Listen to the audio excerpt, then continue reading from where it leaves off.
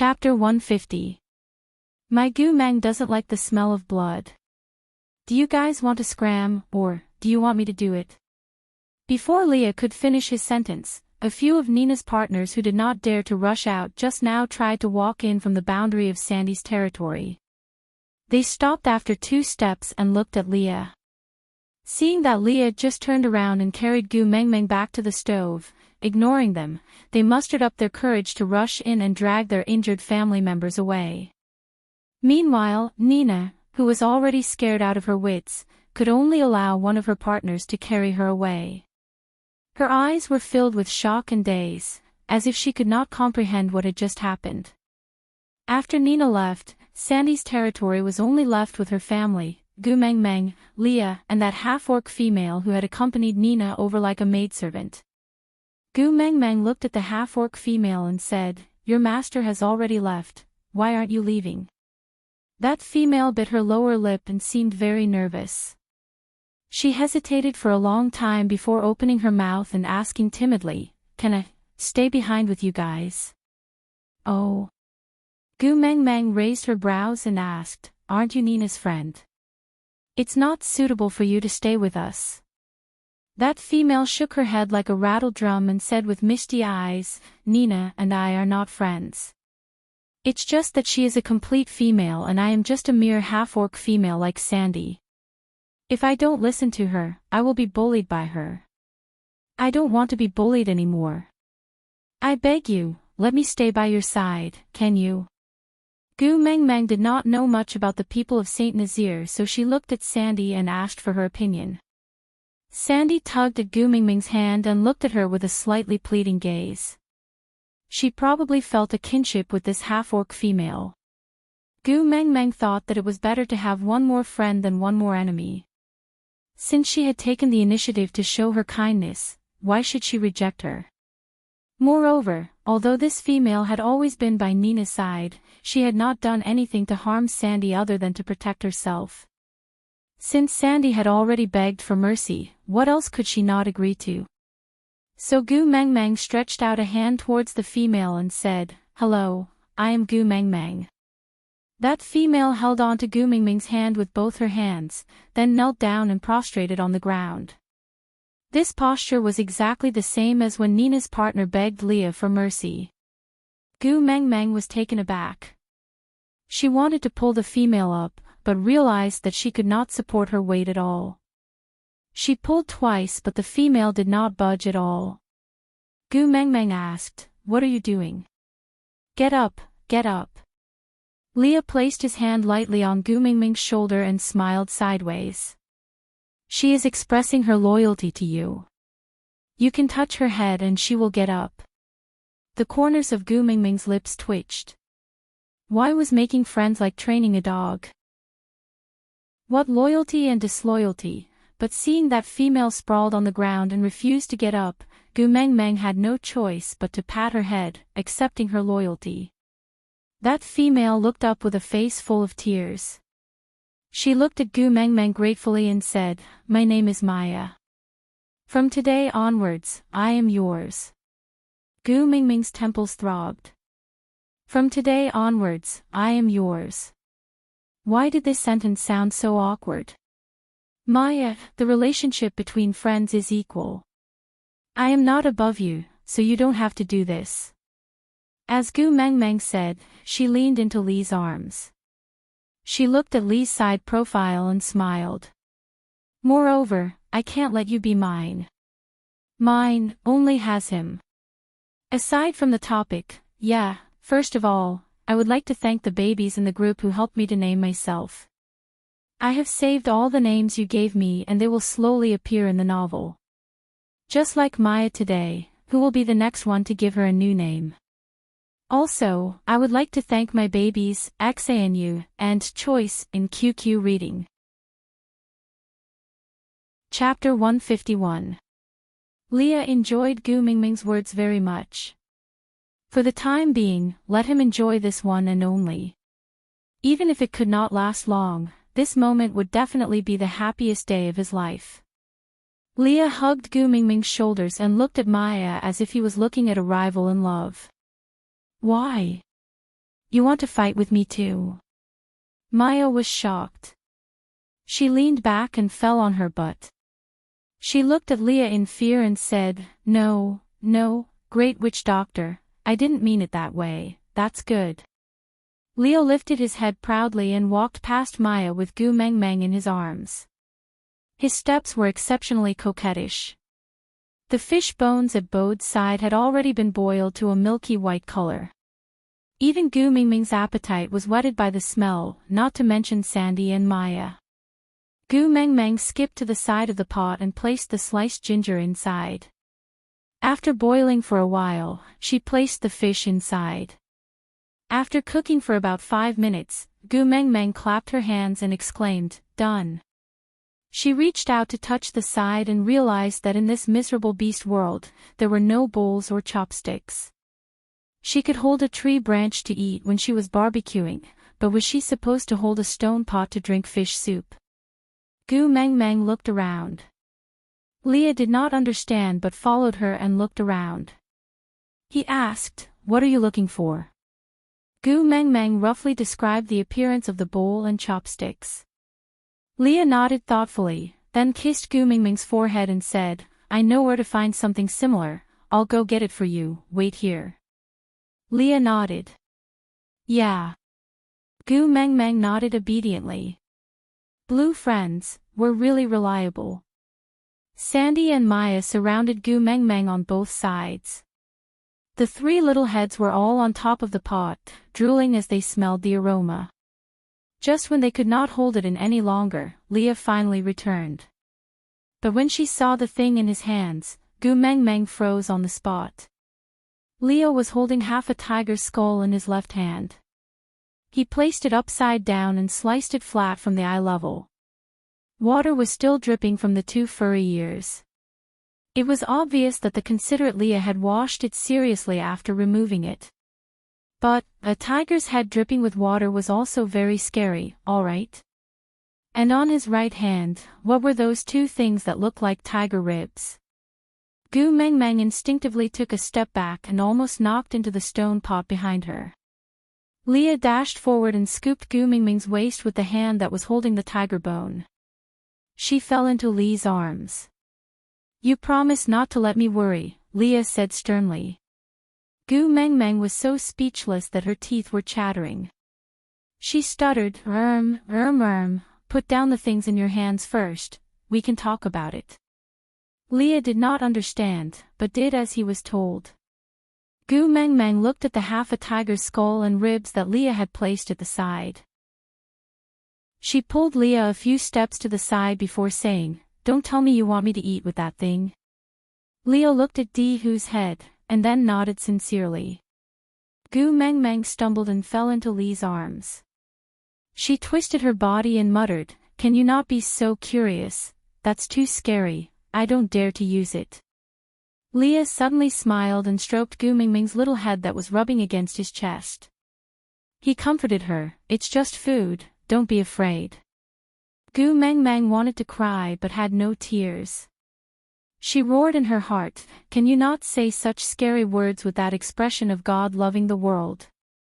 Aside from the topic, regarding the matter between Gu Meng Meng and Leah, don't worry too much. Lee's status as the official CP would not be shaken. Leah and Gu Meng Meng were at most ambiguous. It was impossible for them to become partners. Leah had more scenes at the moment because Gu Meng Meng liked him now. Wait till, I can't say it. Just continue watching. You will know when I hide and pretend to be Mr. Automatic Update. Chapter 152.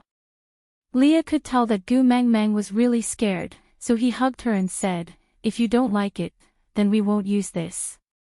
Let me think if there are other similar things.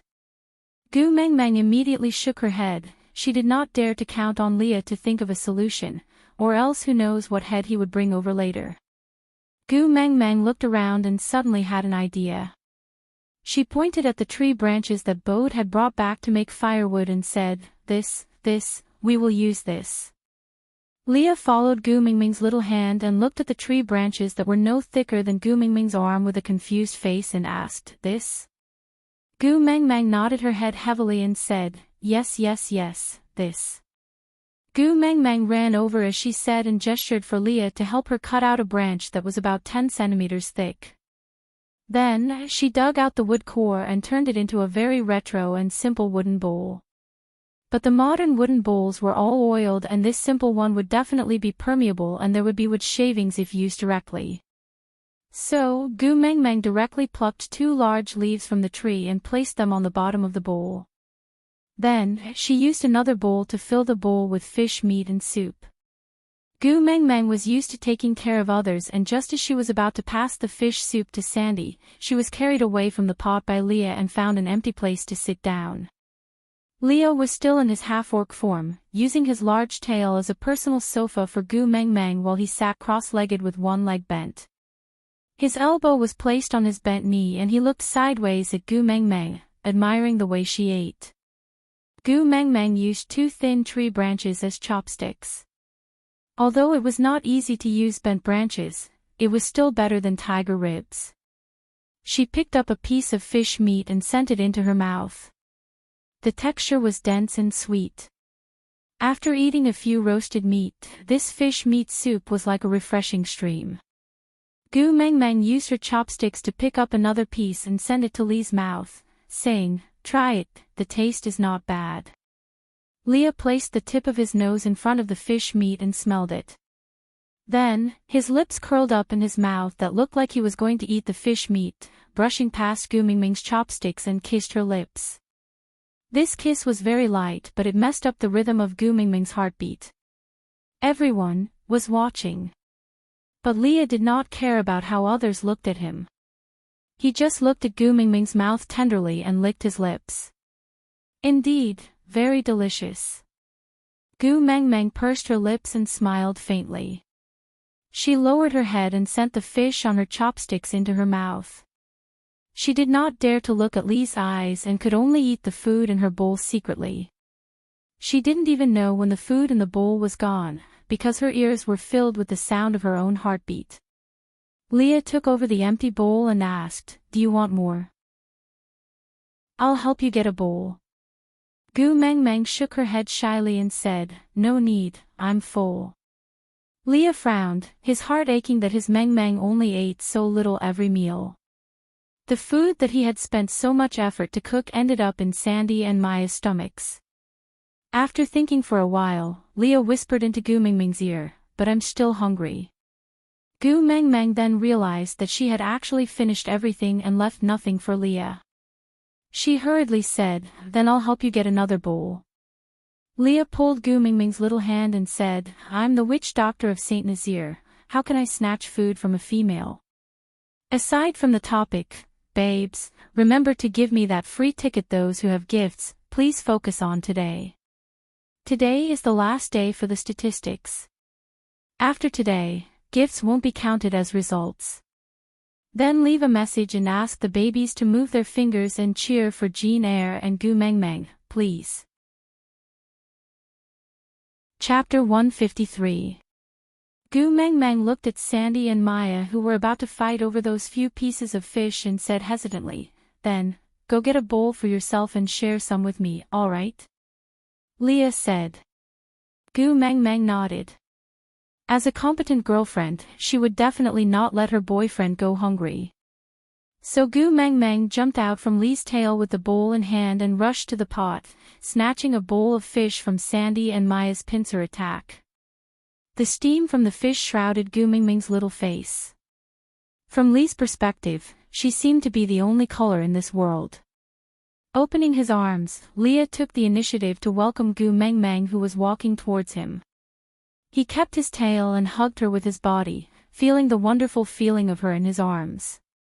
Gu Mengmeng seemed to have gotten used to being hugged these few days, so she did not resist or feel awkward. She just picked up a piece of fish and blew on it before sending it to Li's lips. She opened her mouth as if she was feeding a child and said, "Come, open your mouth."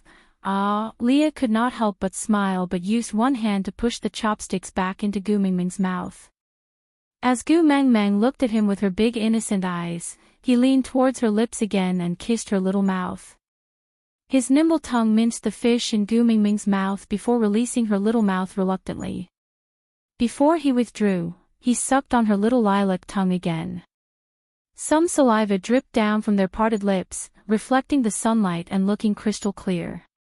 Gu Mingming's face flushed red. She finally understood what Leah meant by, "Share some with me." So, there was such a way to divide.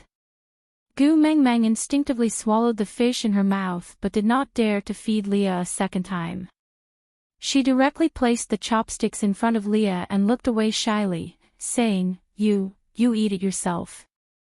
Leah loved Gu Mingming's shy look very much, especially her little mouth which always gave off a seductive scent, making him want to taste it again and again. Using his slender and bony fingers to hook Gu Mingming's little chin, Leah said with a pure and innocent face, "I don't know how to use these 2 tree branches." Gu Mengmeng stuffed the bowl into Lee's hands and ran away as if she was escaping for her life. As she ran, she shouted, "If you don't know how to use chopsticks, use your hands." Looking at Gu Mingming's escaping back view, Lee's heart sank. Could it be that he had still pushed her too hard? Although she said she ran away, she didn't go far. She just ran to Sandy and Maya's side. These 2 little females, who usually did not even dare to breathe loudly in front of Nina, were now at loggerheads with each other over a pot of fish, refusing to give in to each other. Gu Mengmeng walked to the middle and forcibly separated the 2 of them, saying, "There are plenty of these fish in the stream. If it's not enough, we can just catch another 2 to cut them up and put everything into the soup. The soup is ready-made and it doesn't take much effort to make. What's there to fight over?" Maya's understanding of Gu Mengmeng was that Gu Mengmeng was the one who beat Nina up, and she had always been the one being stepped on by Nina. So towards Gu Mengmeng, she desired and feared her. Now that Gu Mengmeng had spoken, she naturally did not dare to fight over it. Moreover, they were eating the ingredients found by Sandy's partner. Even if she was a female, she would not dare to snatch the food away from Sandy's partner. So Maya obediently took a step back, then looked at Sandy seriously and asked, "Sandy, can I let Nissan in? I want him to help me catch a few more water shuttles so we can eat together." Aside from the topic, Gu Mengmeng, "Leah, you have your own hands and feet, why do you want to snatch the food in my mouth?" "Leah, I was kissing you. You said before, lovers, is a relationship where I can kiss you if I want to. Gu Mengmeng, you even said you are the witch doctor of Saint Nazir and cannot snatch food from females." "Leah, you are not a female from Saint Nazir, you are my female." Gu Mengmeng blushed, turned around and ran away. Chapter 154. Sandy nodded her head in agreement. Maya then waved her hand and a wolf leaped in. Gu Mengmeng still instinctively took a step back, even though this wolf was obviously half the size of Elvis and its color was just a normal gray. After seeing Elvis's original form, this gray wolf looked like the huskies in the neighborhood. But even so, the natural fear humans had towards beasts still made Gu Mingming's heart skip a beat. Leah did not miss Gu Mingming's frightened expression, so when Nissan passed by him, he accidentally kicked him back to his original position. Leah stretched his back and stood up, calling out to Bode, "The females don't have enough food, follow me to help them catch some food." Bode suddenly felt the glory of a leopard's life. He was actually not ordered around by Gu Mengmeng. He was so happy, he did not know why, but he just felt like he could straighten his back. Bode followed behind Leah all the way to the stream. When he passed by Nissan, Leah only gave him a look and Nissan followed behind Leah without any hesitation. Lee's lips moved slightly, but Gu Mengmeng naturally did not know what he was saying as they were too far apart. But the other males present heard it clearly. Lee's instruction with a devilish smile was, "No one is allowed to show their original form in front of Gu Mengmeng again." Gu Mengmeng took advantage of the free time and asked Sandy to order her partners to learn from Leah to make bowls and chopsticks of all sizes using wood. She chose a piece of wood that was as thick as Gu Mingming's waist, dug out the middle and made 2 small holes in symmetrical areas. Then, she tied some vines to it and it became the simplest water bucket. Luckily, the males in the beast world had strong hands-on skills. Although it was not as beautiful as Lee's, it at least had the basic functions. It did not look good, but it was fine as long as it could be used. When Sandy's partners returned with the new tools, Gu Meng Meng used a bigger bowl to add some water into the pot. Then, she used the long chopsticks to stir while humming a tune, waiting for Leah and the rest to return in satisfaction. Sandy, on the other hand, forgot to look at the pot as she stared at Gu Meng Meng with eyes brimming with love. Gu Meng Meng, you're really amazing. You know how to make so many strange but useful things, and you can even sing. Gu Meng Meng grinned. She looked at the cutlery on the floor that could only be destroyed as a defective product in the modern world. She really did not dare to accept Sandy's compliment. However, she was not going to pass on the responsibility of singing. Clearing her throat, Gu Meng Meng smiled at Sandy. You like listening to songs? Sandy nodded as if she was pounding garlic.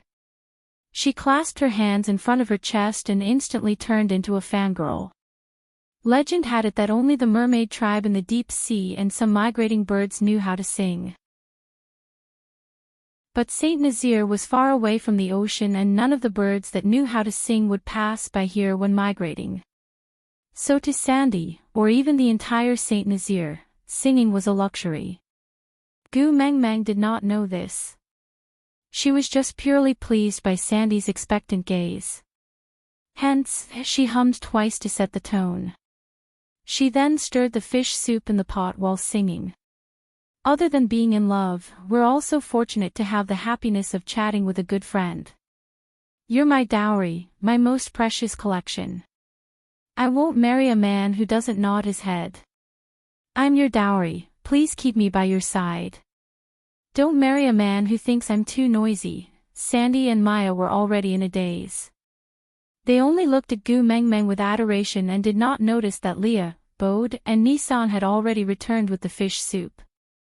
Only when Gu Meng Meng finished singing the last note and was hugged by Leah did the two of them regain their senses. They exclaimed in surprise, Gu Meng Meng. You sang so beautifully. It's the most beautiful voice in the world. Aside from the topic, the song that Gu Meng Meng was singing was called Dowry. It was sung by Gui Jing and it was rather nice. Then, I would like to thank my precious, prodigal son Forever Alone, and our precious Xian from QQ Reading. With your support, this novel could achieve such results today. Once again, I would like to thank everyone for voting and leaving comments for me these few days. Thank you, thank you. Chapter 155. Gu Meng Meng did not reply to Sandy. Please forgive her, she was a person who prioritized love over friendship, a person who only cared about the opposite sex. Moreover, she and Leah were already in the honeymoon phase, so she could only see Leah. She believed that Sandy would understand. You're back, it's been hard on you. Gu Meng Meng held Lee's neck and kissed him on the cheek.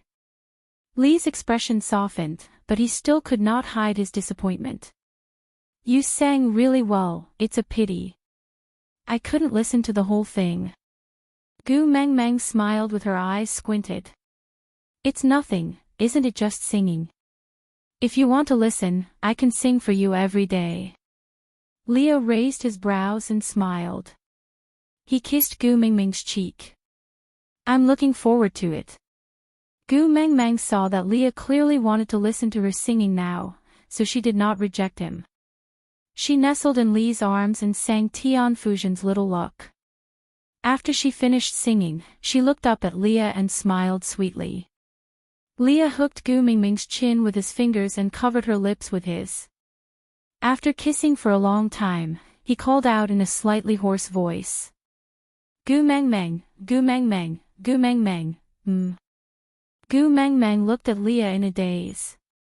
Since when did Leah stop calling her by her full name? Suddenly calling her like this made Gu Meng Meng feel uncomfortable. And this feeling of unfamiliarity pounded against her heart, messing up the rhythm of her heartbeat. I'm calling your name very seriously. Leah kissed Gu Mingming's forehead again. Then, he whispered in her ear, because I know that meeting you is the luckiest thing that has happened to me in my entire life. Gu Mengmeng felt a sweetness in her heart. She could not help but laugh. She hugged Leah back and patted his back gently. It's just lyrics, don't take it too seriously. Many lyricists are just forcing themselves to write new lyrics. They don't have any real content. Leah did not say much. He just kissed Gu Mingming's lips again. I'll go cook some fish for you guys. Gu Mengmeng was a little surprised. Leah had always only cared about her, why was he suddenly so friendly to Sandy and Maya? When she turned back, she saw Bode's face was flushed with grievance. He took the initiative to take the bowl that Gu Mengmeng used just now and helped her to fold the new clean leaves. He passed it to her and said, I don't find you troublesome anymore. You're good, you're good. Ha! Gu Mengmeng was at a loss. Did they all take the wrong medicine just to catch some fish? Sandy was very considerate. She walked over and said, they must have heard the song you sang for me and Maya. Gu Mengmeng, you're so nice. You must be singing this so that Leah won't dare to bully us in the future, right? Gu Mengmeng really wanted to say that it was just a misunderstanding, but since it was already like this, Gu Mengmeng decided not to explain further. After all, Yu Sijin's story was a lesson to be learned. Leah improved on Gu Mingming's foundation and the taste of the fish meat was even more delicious. Gu Mengmeng, who was already full, also ate another bowl of fish. Only then did Leah carry Bode's washed stone pot and carry Gu Mengmeng back in satisfaction. Gu Mengmeng was still carrying a big bowl in her arms. She had snatched it back for Elvis when the fish Leah cooked was just out of the pot. Under the setting sun, Lee's silver hair was dyed with a faint afterglow. It appeared to be a mysterious color between pink and purple. The gentle breeze blew some strands of hair away. From Gu Mingming's angle, the words otherworldly were clearly written on the side of Lee's face. As she stared at him, she fell into a deep sleep. Lee's embrace was really reassuring. Aside from the topic. Chapter 156. The next morning, when Gu Mengmeng woke up, she could only see darkness in front of her. She was drenched in sweat and when she stretched out her hands, she realized that she was surrounded by soft and furry sensations. Sensing Gu Mingming's movement, the constant temperature living furry 360-degree bed automatically separated into two sides, black on the left and white on the right. Gu Mengmeng sat up and stretched, then turned around to look at the two huge creatures lying beside her. She could not help but exclaim, F********. With that, she pounced back to her original position and rolled left and right. Who could understand the feeling of hugging a husky on one's left and a Samoyed on the other, both with extremely eye-catching body shapes? Gu Mengmeng just wanted to laugh out loud, who else but me? Leah and Elvis did not transform into their human forms, but maintained their original forms to look at this little female who was behaving atrociously on them. In the past, anyone who saw their original forms would run away and avoid them. Only she seemed to love their original forms. And after yesterday's incident, Leah clearly knew that Gu Mengmeng did not have a special fetish for male original forms, because when Nissan appeared in his original form in front of her, her reaction was obviously fear. Elvis looked at Gu Mingming's unbridled look and felt warmth in his heart. The corners of his lips curled upwards, revealing a smile. But, damn it, he was in his original form now. His smile directly scared Gu Mengmeng. Seeing Gu Mingming's face suddenly turning green, Elvis and Leah instantly transformed into their human forms and supported her with concern. What's wrong? Why is your face suddenly so ugly? Are you feeling unwell anywhere? Gu Mingming's face once again turned red at an unimaginable speed. Damn it! both of you are not wearing any damn clothes. Gu Mengmeng already felt that her nasal cavity had received a serious blow, and 2 warm currents flowed down her nose. Gu Mengmeng turned around immediately and stammered, beast skin dress, wear it properly. Elvis and Leah looked at each other and shook their heads helplessly. Elvis turned around and went into the depths of the cave to retrieve the beast-skin dress, while Leah walked behind Gu Mengmeng seductively, swaying his hips and swaying his hips. He hugged her from behind and bent down slightly to accommodate her height. His lips were less than a millimeter away from Gu Mengmeng's earlobe. He huffed and said, "You're the only one here, why are you wearing that?" Gu Mengmeng's heart was beating like a drum and she felt like steam was coming out of her face. He gulped and said, I can't take it. I'll have a nosebleed." Lee's slender and fair fingers brushed past the area below Gu Mengmeng's nose. His fingers were indeed stained with a bewitching shade of red. He licked it with the tip of his tongue and swallowed that fishy sweetness. Leah said meaningfully, "Can I help you clean it up?" Gu Mengmeng did not forget how Leah cleaned her nosebleed in the stream. Once was enough, her little heart could not take a second round. So she hurriedly waved her hands and said, "No need, no need. Quickly wear the beast-skin dress and my nosebleed will stop." Leah chuckled and lifted Gu Mengmeng's chin to raise her head to prevent her nosebleed from worsening. But when Gu Mengmeng raised her head, she met Lee's eyes, who was standing behind her and looking down at her. Leah, who was topless, had the lazy look of someone who had just woken up in the morning and an ambiguous smile that belonged exclusively to Gu Mengmeng. He kissed her forehead lightly and said, "Good morning, my Gu Mengmeng. Aside from the topic, thank you to the little darling seeing deer in Han Shi and loving rainy days who tipped me in QQ bookstore. Thank you to all the little darlings who helped me leave messages and update various statistics during the PK period. When I know the results of this PK, I will inform everyone immediately. Regardless of success or failure, the process of us working hard together is extremely precious to me." Chapter 157. With Elvis's hearing, he naturally heard everything that happened outside. But other than acting as if nothing had happened, he had no other choice. Being able to see her the moment he woke up in the morning was already enough for him. Holding on to the 2 beast-skin skirts, Elvis wrapped one around his waist and threw the other one to Leah. "Nina's male was almost killed by you. If you don't go and take a look, he might not be able to survive." Leah shook his head. Leah took over the beast-skin dress reluctantly but did not wear it. Instead, he wiped Gu Mengmeng's nose to clean her little face. Then, he did not care about the nosebleed staining his beast-skin dress, making him look like he was on his period. "Mengmeng doesn't like Nina," Leah said as he tied the beast-skin dress. "I don't like what Mengmeng doesn't like either." Elvis remained silent and sighed, "I don't like her either." Suddenly, the 3 of them looked at each other and laughed. Gu Mengmeng obediently helped Leah tie the beast-skin dress and tried her best to ignore the blood stain that seemed to be caused by her period. She patted Leah lightly with her little hands and gestured for him to sit down. Leah obeyed. Gu Mengmeng tore a strip of beast skin from the side and bit it in her mouth. Then, she used her hands to gather Lee's silver hair and tied a strand of hair from each side of his ears together. Then, she twisted it inwards and a simple hairstyle was formed. Gu Mengmeng walked to Leah to take a look and nodded in satisfaction, saying, "I was thinking yesterday that this hairstyle would definitely suit you. It's not too deliberate and it can still display your outstanding beauty.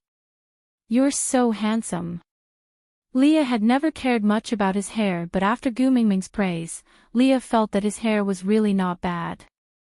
With a smile, Leah tapped Gu Mengmeng's little nose and said, "I know you're the softest, you don't have to flatter me like this. I'll go and treat Nina's partner. After all, he's from Saint Nazaire and as a witch doctor, I won't leave him to die." Gu Mengmeng also felt that her flattery was a little exaggerated, but beauty is in the eye of the beholder. She could praise her own boyfriend however she wanted, right? Who could control the subjective thoughts of a young girl in love? Leah stood up and held Gu Mengmeng's little hand reluctantly, saying, I know you don't like Nina, so I won't bring you along. I'll ask Elvis to pluck some fruits for you later to fill your stomach. I'll bring you a water shuttle when I return, alright? Gu Mengmeng thought about Elvis's shocking culinary skills and nodded her head in understanding. Alright. Leah held Gu Mengmeng's little hand and kissed it before turning and leaving. Only Elvis and Gu Mengmeng were left in the cave and the atmosphere became awkward. Gu Mengmeng cleared her throat and said, I'm going to the stream to wash up, do you want to come along? Gu Vis nodded and carried her. And walked towards the river. He up. When she reached the stream, Gu Mengmeng realized that she was wearing a different set of clothes from the one she had worn last night. She tilted her head and asked, These clothes, Alice? That. The second half of Gu Mengmeng's sentence was stuck in her throat and turned into an O. After answering, Gu Mengmeng did not dare to look back at Elvis. She just squatted down beside the river and splashed some cold water on her face. There was a strange uneasiness in her heart, but she could not pinpoint what it was. There was a voice in her heart that kept praying for Elvis to not open his mouth. But it was obvious that Gu Mengmeng did not burn enough incense usually, so the deities did not have the intention to protect her. Have you considered the matter we talked about the last time? Elvis finally opened his mouth. The previous question he asked was just 3 words. What about me? Aside from the topic, this is the last update for today. We'll resume our normal updates tomorrow and wait for the editor to inform me of the PK results. If we pass this round of PK successfully, there will be a 2-piece session and a new round of explosive updates. During this period of waiting, we'll resume our normal schedule of 2 updates a day. Chapter 158. Gu Mengmeng froze while she was washing her face. She pursed her lips and stared into the water for a while before finally deciding to face it. Shaking off the water droplets on her hands, Gu Mengmeng stood up and faced Elvis. She frowned unknowingly. She did not know why, but she just felt guilty towards him. But it was useless to avoid what she had to face, wasn't it? Moreover, she had nowhere to run. Elvis, I know you treat me very well, but I really can't accept you. Gu Mengmeng slowly approached Elvis and stopped 3 steps away from him. She raised her head and said seriously, I know this is Saint Nazir and the rules of the world that I was originally in do not apply here. I am willing to try to follow the customs here, but things like polygamy. I really can't do it. Elvis stood at the same spot, like an iron statue. He looked at Gu Mengmeng for a long time before asking, why not me? Gu Mengmeng was silent for a while. Yeah, why not Elvis? He was the first person she met. When they first met, she thought he was a dream. So unattainable, so dreamy and illusory. She hugged him and molested him, even saying, I will not take responsibility, as a proverb. It was just a joke at that time, but now, it seemed like it was destined. Elvis was strong and he treated her extremely well. But unfortunately, his heart was biased towards that flirtatious snow fox. Many things could not be explained just like that. Gu Mengmeng sighed helplessly and said, how can there be a why in matters of the heart? Can you explain clearly why you like me? Elvis looked at Gu Mengmeng in silence for a long time. Gu Mengmeng smiled faintly and said, is it because I am prettier than the other females here? But no matter how good my looks are, I will still grow old. Is it because I know more than the other females? But the things I know, even if I don't mate with you, I will impart them to the people of Saint Nazir. Sooner or later, everyone will learn what I know. Then, will I still be special? Elvis was not Leah, He was not as eloquent as Leah. But he knew that what Gu Mengmeng said was wrong. Even if she grew old one day and became ordinary, he had absolute confidence that he would still love her, or even love her even more. Gu Mengmeng wanted to say something more, but Elvis took 2 steps forward and pulled her into his arms. His voice was low and hoarse, with a tinge of loneliness and begging. "I won't fight with Leah for the position of the first partner, I just want to stay by your side." Gu Mengmeng pushed Elvis, but he did not budge at all. She wanted to say something, but Elvis did not give her a chance. "Your identity is special, Leah alone cannot protect you. Not just me, you need more and stronger partners. Leah knows this too."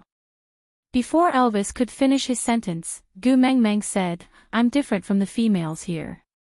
I'm not someone who can only wait for others to protect me."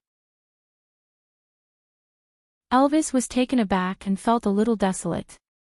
Yes, she was the messenger of the beast deity and was different from the other females who could only wait for males to protect them.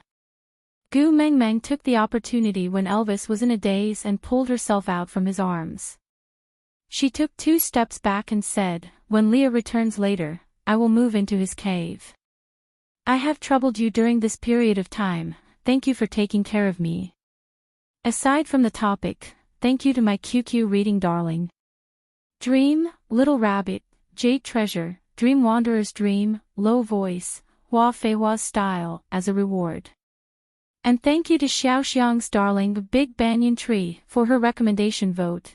Thank you and to Xiaoxiang's darling, Yu Xiao of the 4 Young Masters, QQE 381DC0DB2, for her gift of flowers. Thank you to everyone for your company and support along the way.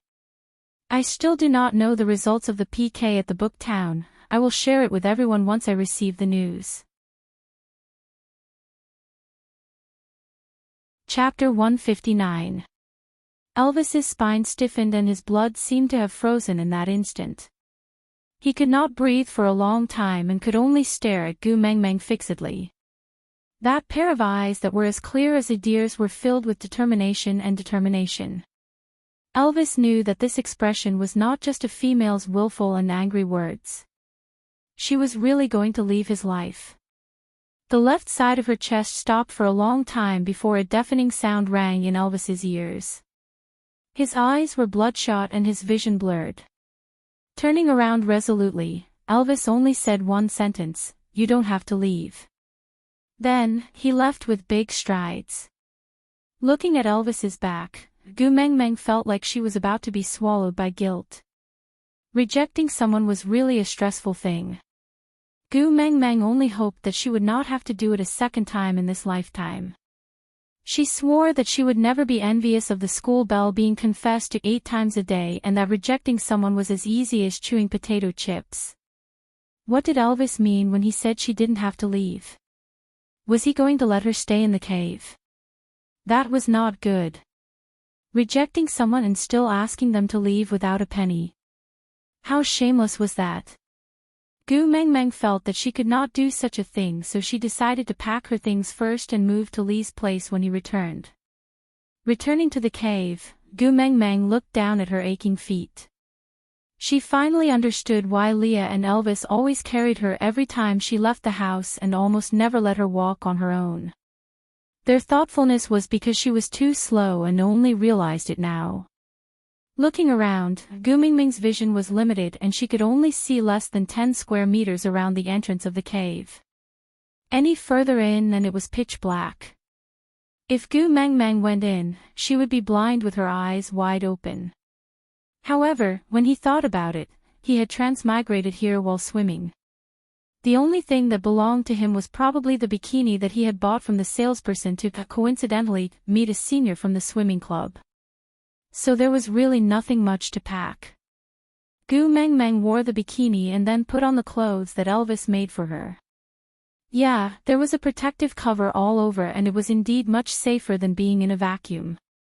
Gu Mengmeng patted her hands in boredom and paced back and forth at the entrance of the cave, waiting for Leah to return. She prayed silently in her heart, hoping that Leah would return earlier than Elvis so that it would not be too awkward. But after waiting for a long time, the sun had already set and Leah was still not back. Furthermore, Elvis did not return. The cave in the night was still very frightening. It was all because of this damned territorial awareness. As the leader of Saint Nazaire, Elvis lived in the largest territory. Not to mention neighbors, there was not even a bug in the surroundings. At this moment, the only thing that could accompany Gu Meng Meng was her blurry shadow that was illuminated by the silver moonlight. Other than the sound of the wind, she could only hear her own heartbeat. The longer she waited, the more flustered she got. Elvis and Leah had never left her alone like this before. Could it be that Leah had gone to heal Nina's partner but Nina did not appreciate his kindness and allowed her other partners to attack Leah instead? Thinking about this, Gu Mingming's mind was already filled with the image of Leah lying in a pool of blood, barely breathing. Standing up abruptly, Gu Mengmeng did not care about the pain in her leg and ran toward Sandy's house. She did not know where Nina's house was located, so she could only ask Sandy for help. After running for a short distance, she saw a pair of green eyes staring at her in the dark. She staggered and fell to the ground. She took a few steps back in fear, only to realize that her legs and hands were jelly. In the face of such danger, she did not even have the ability to escape. She could only watch as the pair of green eyes slowly approached her, step by step. Aside from the topic, that, babies, let's make a deal, we won't send razor blades. Chapter 160. When the owner of the eyes completely appeared in front of Gu Mengmeng from the night sky, she was instead relieved. Elvis? Why did you only come back now? Gu Mengmeng tried to stand up but realized that her legs were too weak to stand up. She just sat cross-legged on the ground with her hands hanging weakly on the outside of her knees. She looked up at the black wolf in front of her and said, "Did you see Leah? He still hasn't returned, I'm a little worried." Elvis did not transform into his human form and just used his head to nudge Gu Mengmeng, signaling her to return to the cave. Gu Mengmeng tilted her head and asked Elvis, "What's wrong? Did something happen? Why don't you transform back into your human form?" Elvis nudged Gu Mengmeng a few more times but she stubbornly refused to go back. Elvis had no choice but to throw her onto his back and carry her back to the cave. Even though they were only a few steps apart, Gu Mengmeng could clearly feel Elvis's abnormality. Even though he tried his best to hide it, Gu Mengmeng still discovered that his hind leg seemed to be injured. Gu Mengmeng did not struggle along the way as she was afraid of worsening Elvis's injuries. Only until Elvis sent her into the cave and turned to leave did Gu Mengmeng open her arms and block Elvis's path. "What happened to your leg? You're injured, right?" Elvis instinctively moved his leg back and a low whimper came from his throat. Gu Mengmeng did not understand beast language and could only reply anxiously, "Leah went to treat Nina's partner and hasn't returned for a day. Why don't you rest in the cave first and I'll find Leah to treat your injury?" Gu Mengmeng said and turned to run out. But Elvis did not care about his injury as he bit the back of Gu Mengmeng's dress and brought her back into his arms. With his front paws, he pulled Gu Mengmeng into his arms. Gu Mengmeng did not feel as much pressure when facing Elvis in his beast form.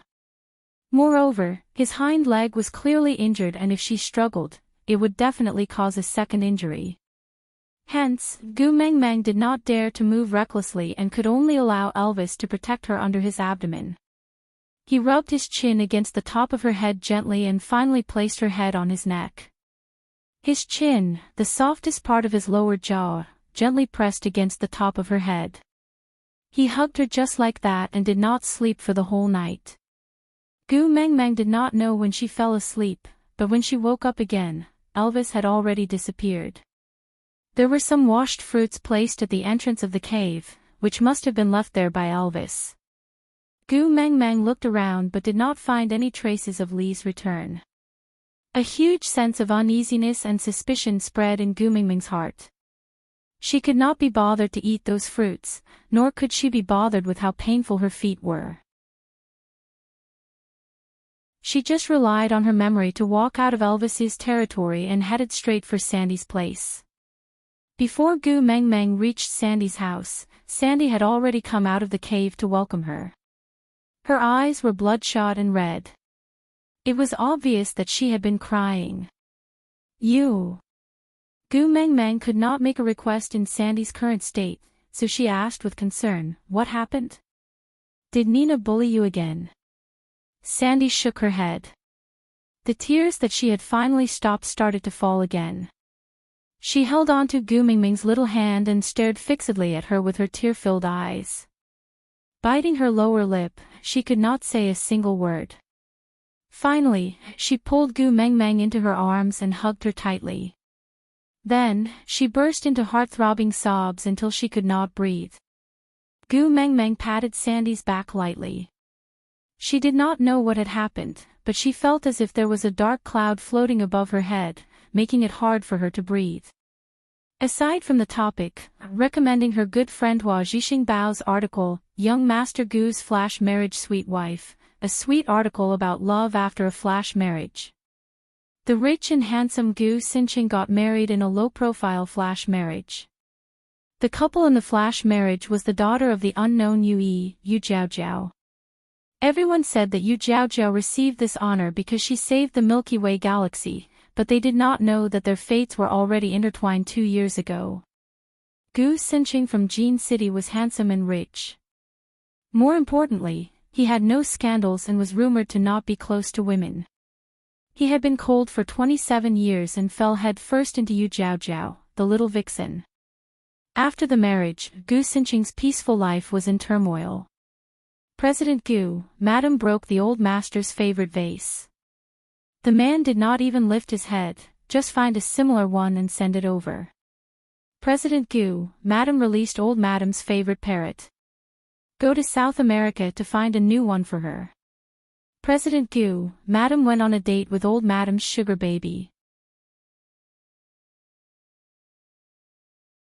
Chapter 161. Sandy cried for a long time while Gu Mengmeng let her hug her blankly until she finally stopped crying. She sobbed and said, "Gu Mengmeng, don't be too sad. Although Leah, you still have Elvis. Hurry up and mate with Elvis, don't let Nina, sob. Sandy stuttered her words, but Gu Mingming's heart skipped a beat.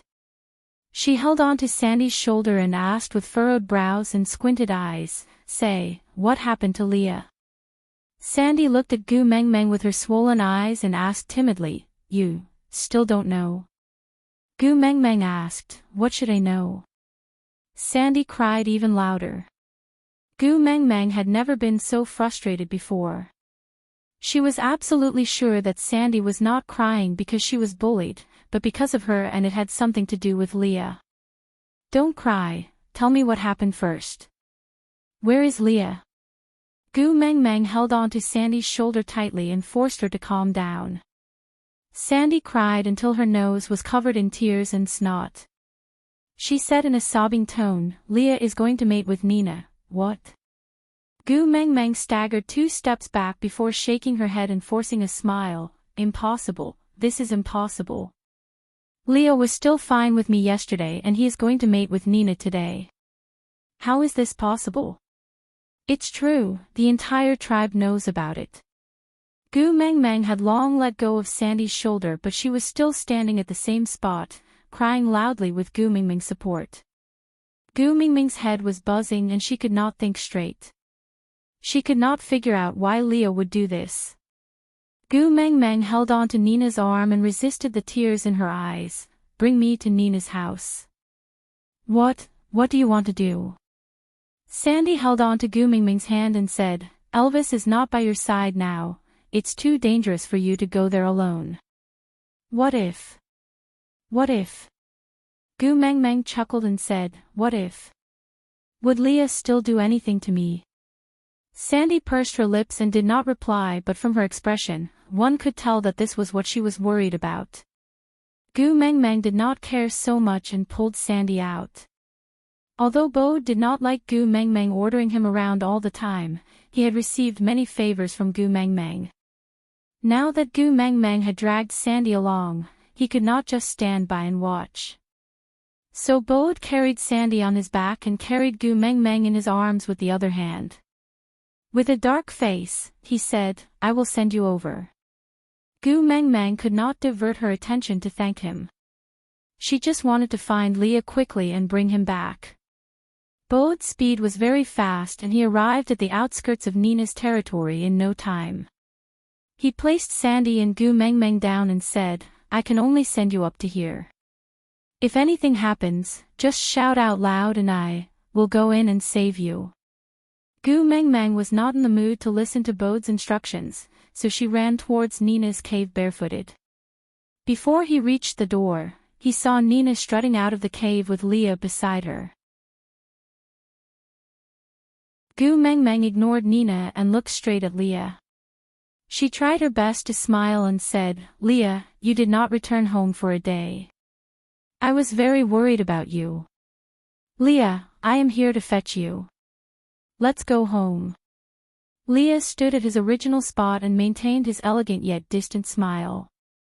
He looked at Gu Meng Meng and replied, "I think, I can't go with you anymore.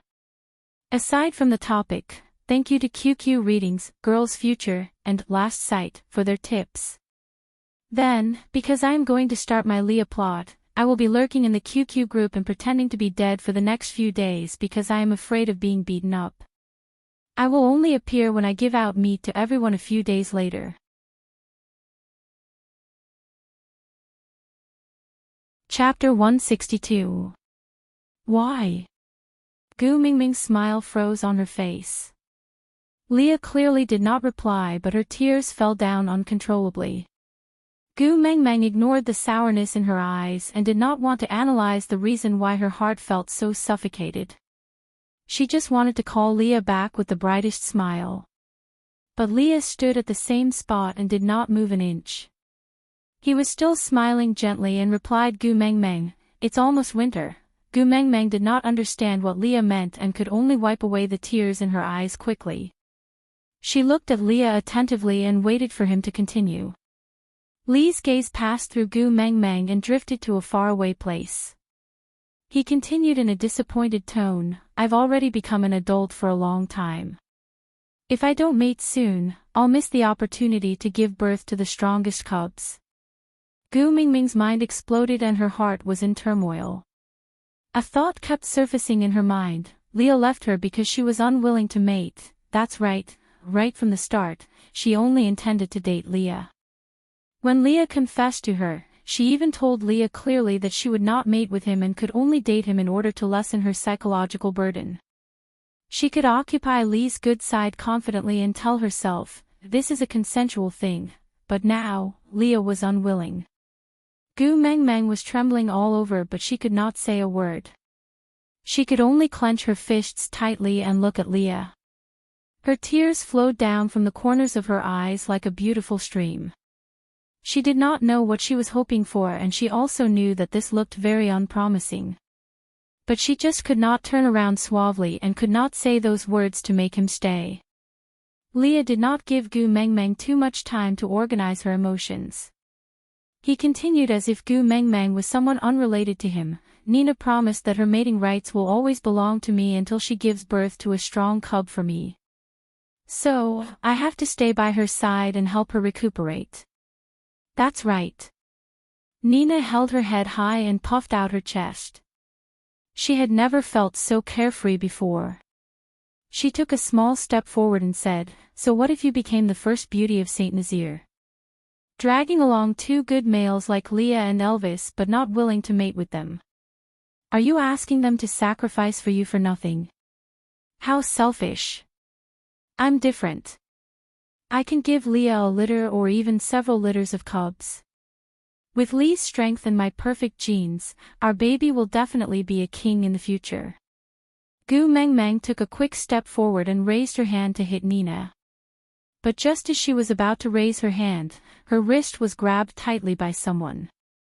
Nina hid behind Lee's back like a startled bird and gave Gu Meng Meng an embarrassed smile. She did not say much and just hugged Lee's waist tightly for protection. On the other hand, Leah held on to Gu Mingming's wrist with one hand and patted Nina's back gently with the other. His gaze met with Gu Mingming's doubtful gaze. His smile was still so elegant, like a demon or a deity, but it did not have the warmth he had when he looked at her in the past. Li's voice was cold and calm like an ancient well, piercing to the bone. Nina is my female. No one can touch her, including you. Gu Mengmeng tried to retract her wrist but Leah did not let go. She could clearly feel the sharp pain coming from her wrist. This was Li's warning. If she dared to touch Nina again, he would break her wrist. Ha, Sandy's words really came true. Leah really did touch her. Aside from the topic, thank you to Dan Choshing and Big Momo for their long reviews on QQ Reading. To be honest, I'm very touched. These days, there are very few people willing to spend money to read novels. There are even fewer people willing to write long reviews for a work than to spend money to read novels. It's almost to the point of being as rare as a phoenix feather and a unicorn horn. I have to say that I'm lucky and blessed to receive 2 such heartfelt long reviews in one day. Chapter 163. What if I hit her? What do you want? Kill me. Gu Mengmeng clenched her teeth and raised her head stubbornly. Damn, someone snatched her boyfriend and still dared to show off to her. If she could bear with this, she, Gu Mengmeng, should be able to ascend to heaven and become a bodhisattva. Leah shook his head and said, I won't. Gu Mingming's eyes brightened with a tinge of anticipation. Leah continued immediately, with me around, I won't let you hit her. Gu Mengmeng smiled bitterly and nodded, indicating that she understood. Leah then let go of her hand and stood in between her and Nina, not giving her any chance to hurt Nina. Good, very good. Gu Mengmeng took a step back and used her other hand to support her numb wrist. She looked at Leah and said, since I know that you are safe and sound, I can rest assured.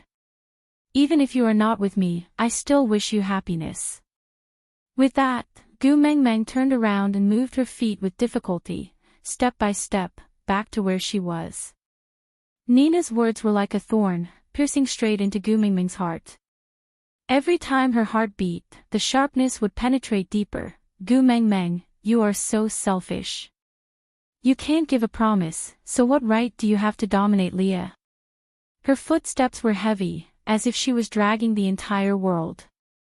Just 3 to 5 steps, Gu Mengmeng already felt that she had exhausted all her energy. Can't stop, can't stop. Gu Mengmeng kept shouting to herself in her heart.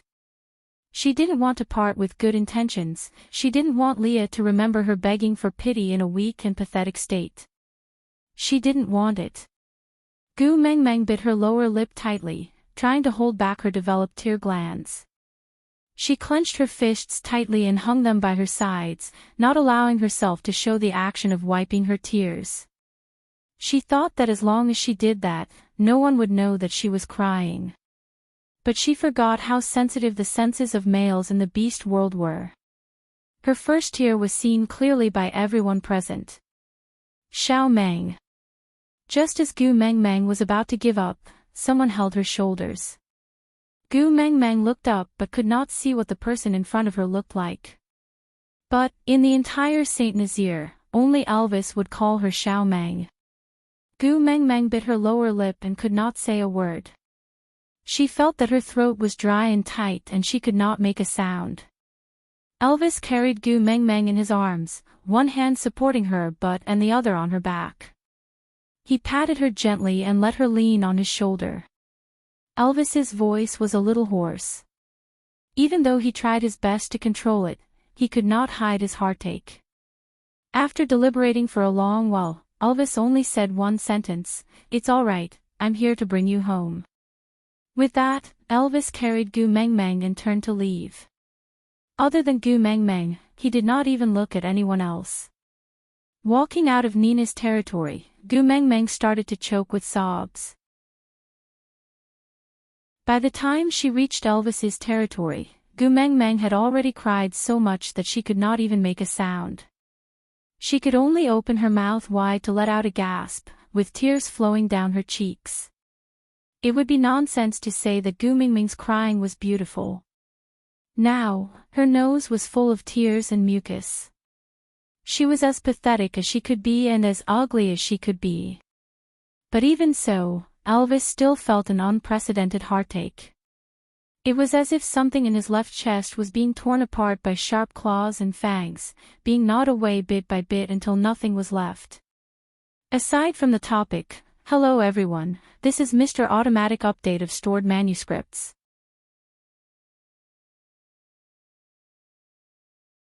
Chapter 164. Even Gu Meng Meng herself did not know when she fell asleep. It was only when her throat was so dry that she had no choice but to open her eyes.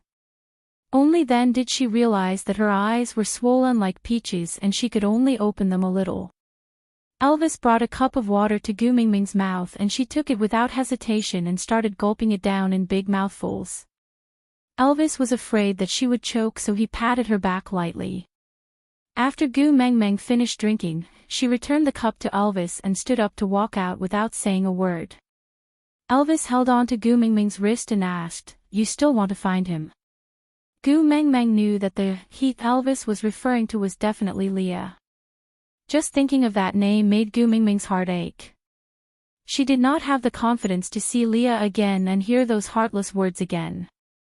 So she shook her head in denial. Elvis heaved a long sigh of relief and the strength in his hand relaxed a little.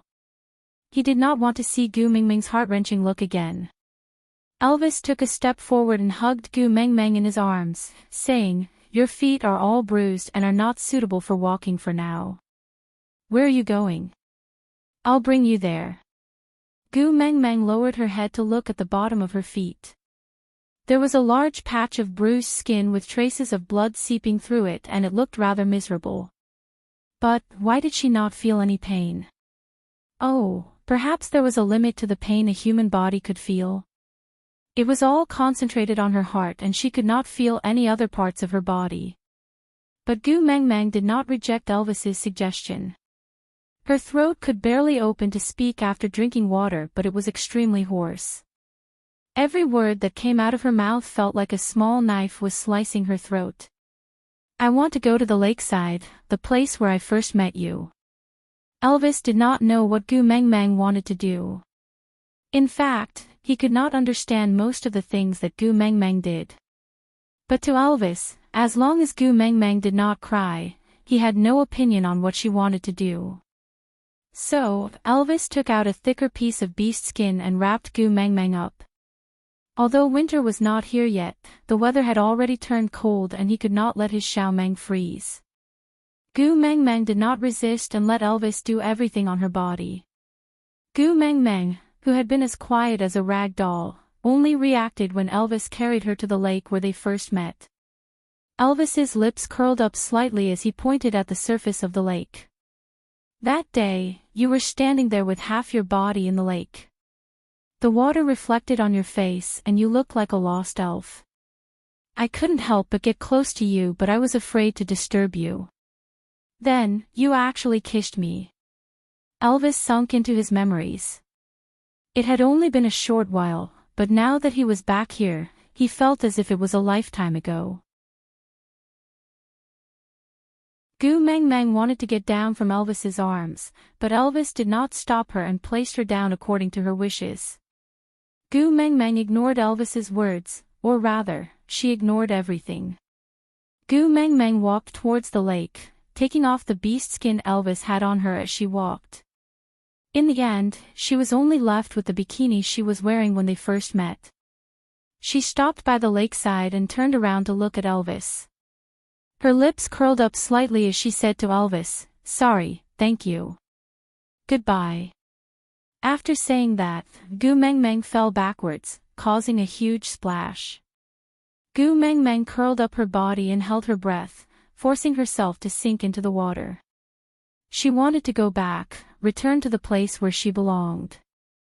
There was no bloody bonfire party, no twisted marriage values, no Elvis, no.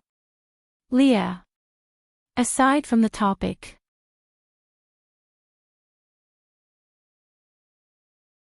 Chapter 165. The moment Gu Mengmeng laid on her back, Elvis rushed towards her almost instinctively. His hand was in mid-air and he could not grab hold of Gu Mengmeng in time. The uneasiness in his heart grew rapidly and without any hesitation, Elvis jumped into the lake and hugged Gu Mengmeng, who was holding her breath and sinking tightly in his arms. With a push of his feet, he came out of the water. The lake water was already very cold. It was nothing to males, but it could be fatal to females. Elvis did not have the time to scold her. He frantically carried the shivering Gu Mengmeng and ran into the cave. As he ran, he hauled towards the sky, as if he was sending some kind of message. Gu Mengmeng's mind was in a daze. Her stomach churned from the jolting of Elvis's journey and she poured out a lot of water from her mouth and nose. After Elvis carried Gu Mengmeng back to the cave, he quickly took out a thick beast skin to wipe her dry before wrapping her up. Then, he used the firewood he had prepared earlier to start a fire. When everything was ready, Elvis transformed into a wolf and used his abdomen to protect the frozen Gu Mengmeng, using his own body heat to maintain her body temperature. Unfortunately, Gu Mengmeng had been tormented too much these few days. Her body was already weak during her period of menstruation and the cold water made her even more uncomfortable. She curled up and closed her eyes tightly, looking as pitiful as an abandoned baby. Not long after, Elvis heard movement at the entrance of the cave. He transformed into a human and gently placed Gu Mengmeng beside the fire. He stroked her hair and murmured bitterly, "Can't I?" Gu Mengmeng did not respond. She hugged her shoulders tightly and curled up her body as much as possible. She was uneasy and in pain. Elvis kissed her forehead lightly and said in a comforting tone, it's all right now. The person you want is here. I'll let him come in and accompany you, all right?" Gu Mengmeng opened her eyes. Her eyelids were sore and painful. She reached out weakly and held on to Elvis's fingers. She asked in a hoarse voice, "Who is here?" Elvis smiled bitterly and answered, "Leah, he's here. He's at the border of the territory. I'll call him in to see you and let him accompany you, all right?" Suddenly, Gu Mengmeng's nose turned sour and she started crying. She choked with sobs and couldn't speak. She just shook her head desperately. Elvis looked at her strangely and said with heartache, "What's wrong? Why are you crying again?" Gu Mengmeng did not reply and just shook her head while crying. She used all her strength to grab onto Elvis's fingers but still felt that it was not firm enough. She was afraid that Elvis would pull his hand out to call Leah in. Elvis frowned and wiped away Gu Mengmeng's tears with heartache. He stood beside her and hugged her in his arms to soothe her uneasiness. He whispered into her ear, "Aren't you torturing yourself because of him?" Gu Mengmeng did not say a word and just shook her head furiously in Elvis's arms. Elvis could not bear for her to be so agitated, so he tried asking, "You don't want to see him? Then, should I let him leave?" Only then did Gu Mengmeng calm down. She slowly loosened her grip on Elvis's fingers and continued hugging her shoulders, curling herself into a ball. Elvis sighed. He could never understand what Gu Mengmeng was thinking about. The only thing he could do was to follow her wishes. Since she did not want to see Leah, then so be it. Elvis walked out of the cave and saw Leah standing at the border of his territory. He asked, "You're not coming in?" Lee's gaze was empty and distant. He smiled bitterly and replied, "This place is no longer a place that I can enter as I please." Aside from the topic, in order not to be stuck, there will be an update later to clarify what exactly was going on with Leah.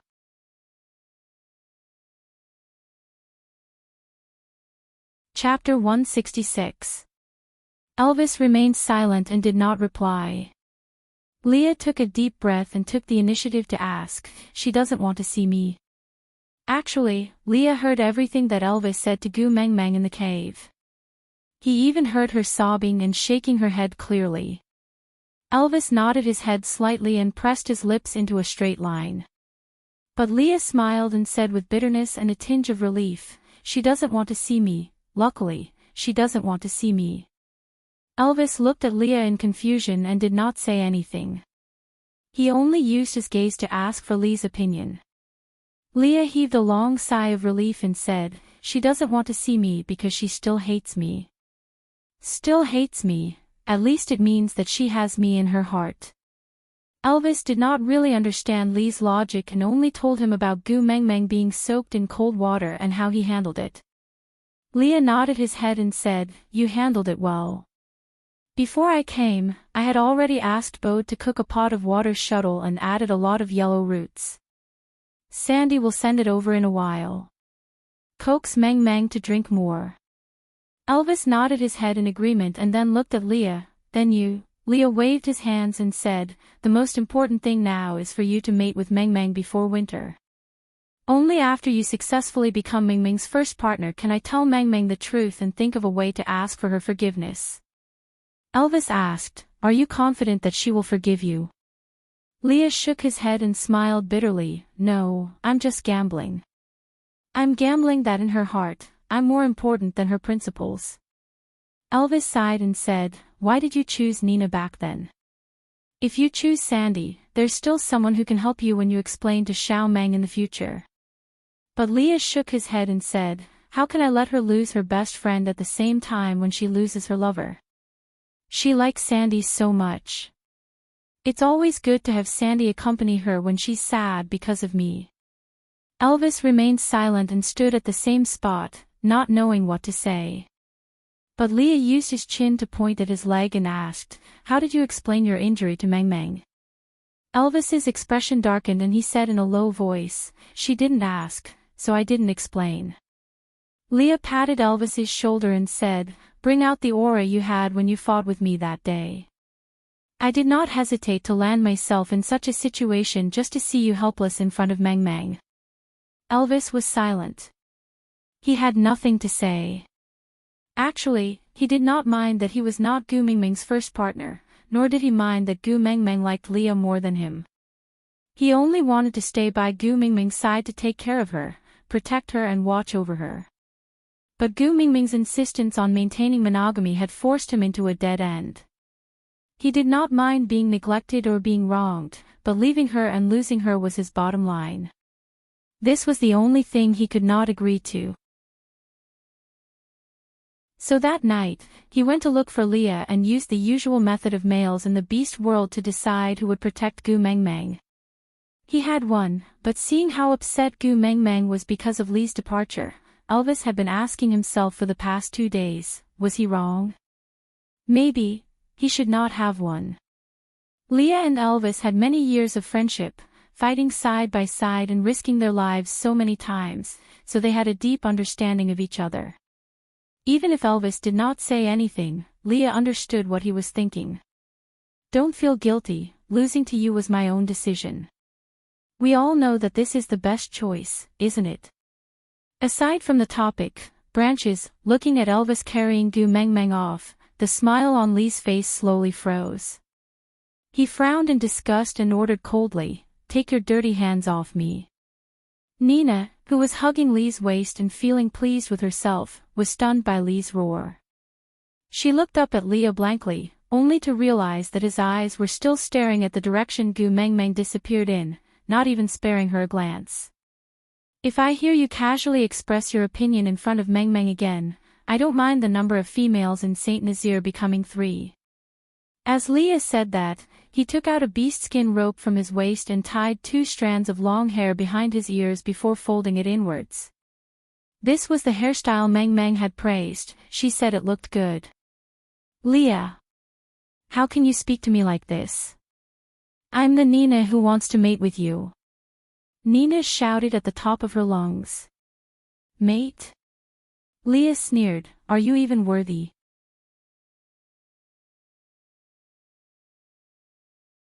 Chapter 167. Not long after Leah left, Sandy really carried a big pot of fish soup over. The smell of ginger could be smelled from afar. Elvis welcomed Sandy outside the cave and took the stone pot from her hands. He then invited, "Xiao Meng is inside, do you want to accompany her?"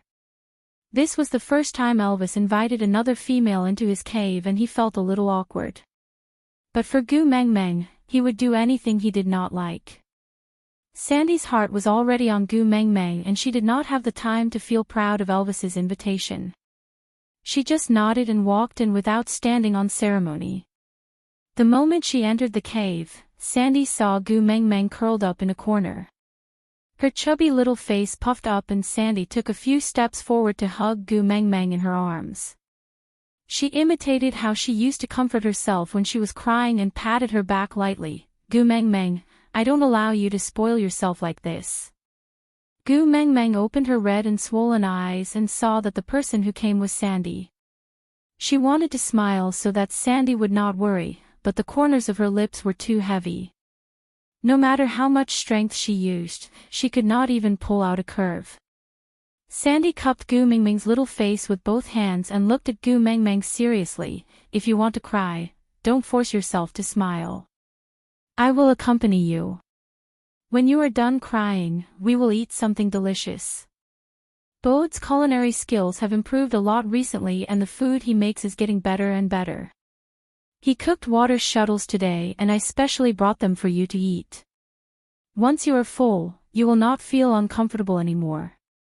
Gu Meng Meng shook her head and leaned into Sandy's arms.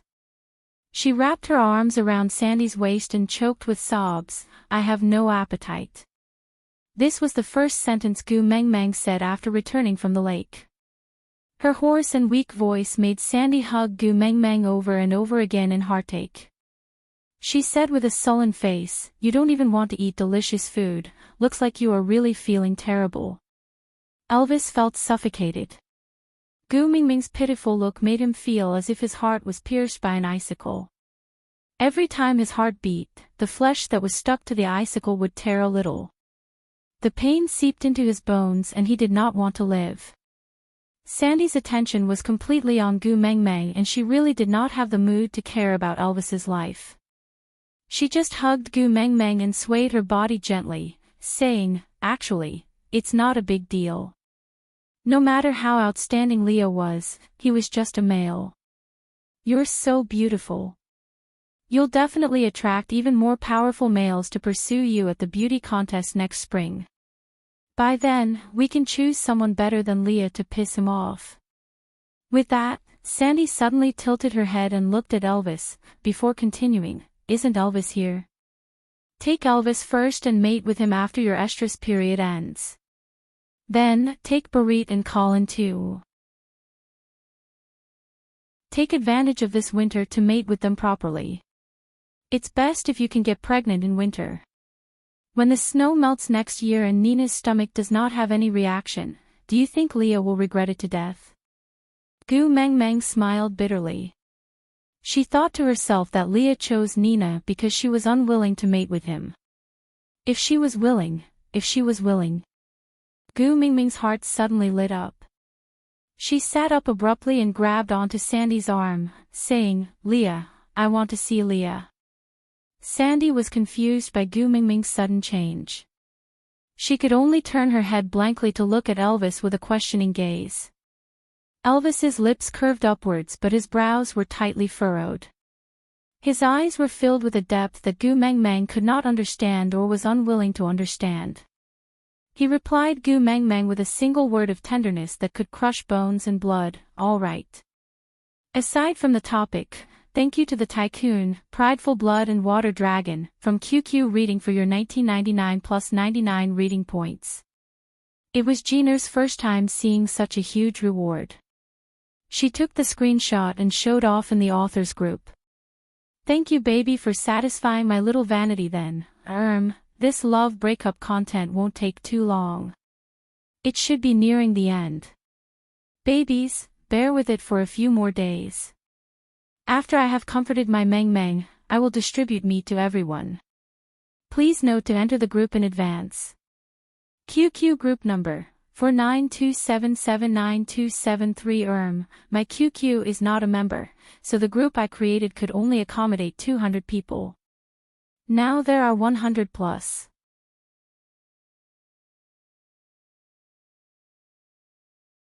Chapter 168.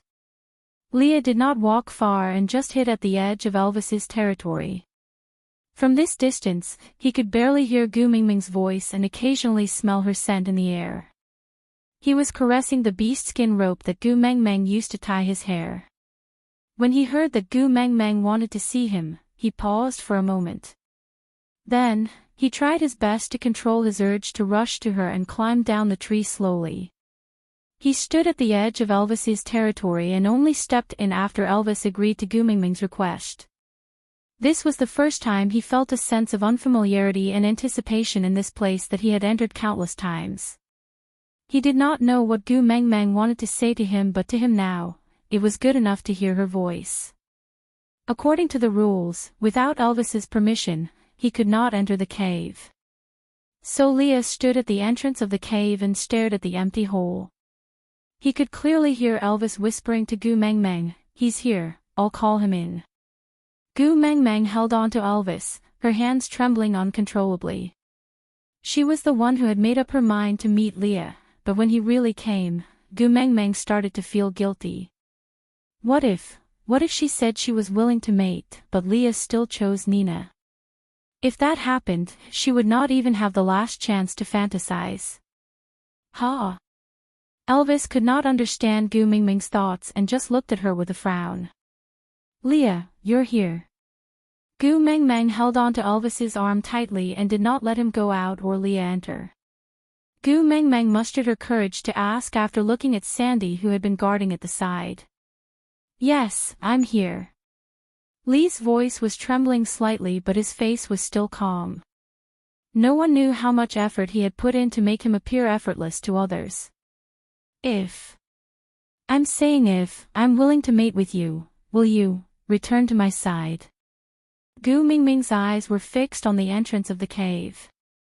Even though it was impossible for her to see Lee's expression and state, she was still staring at the entrance of the cave with her heart in her throat.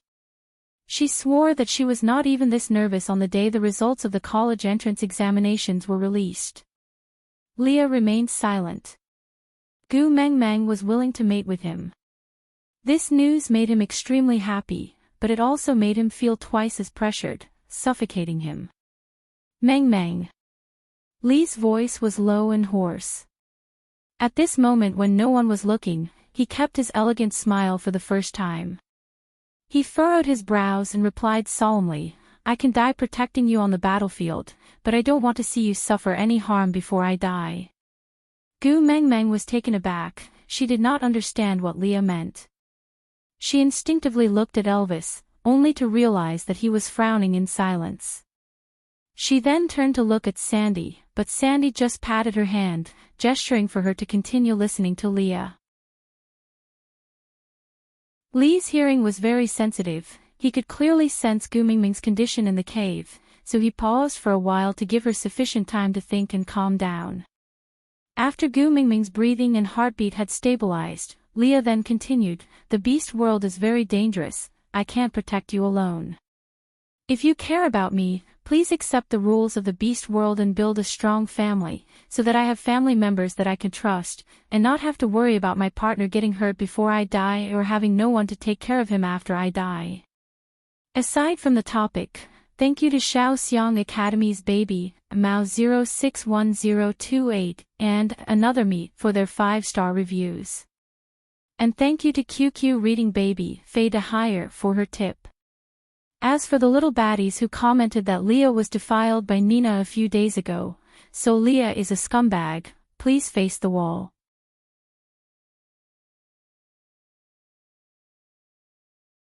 Chapter 169.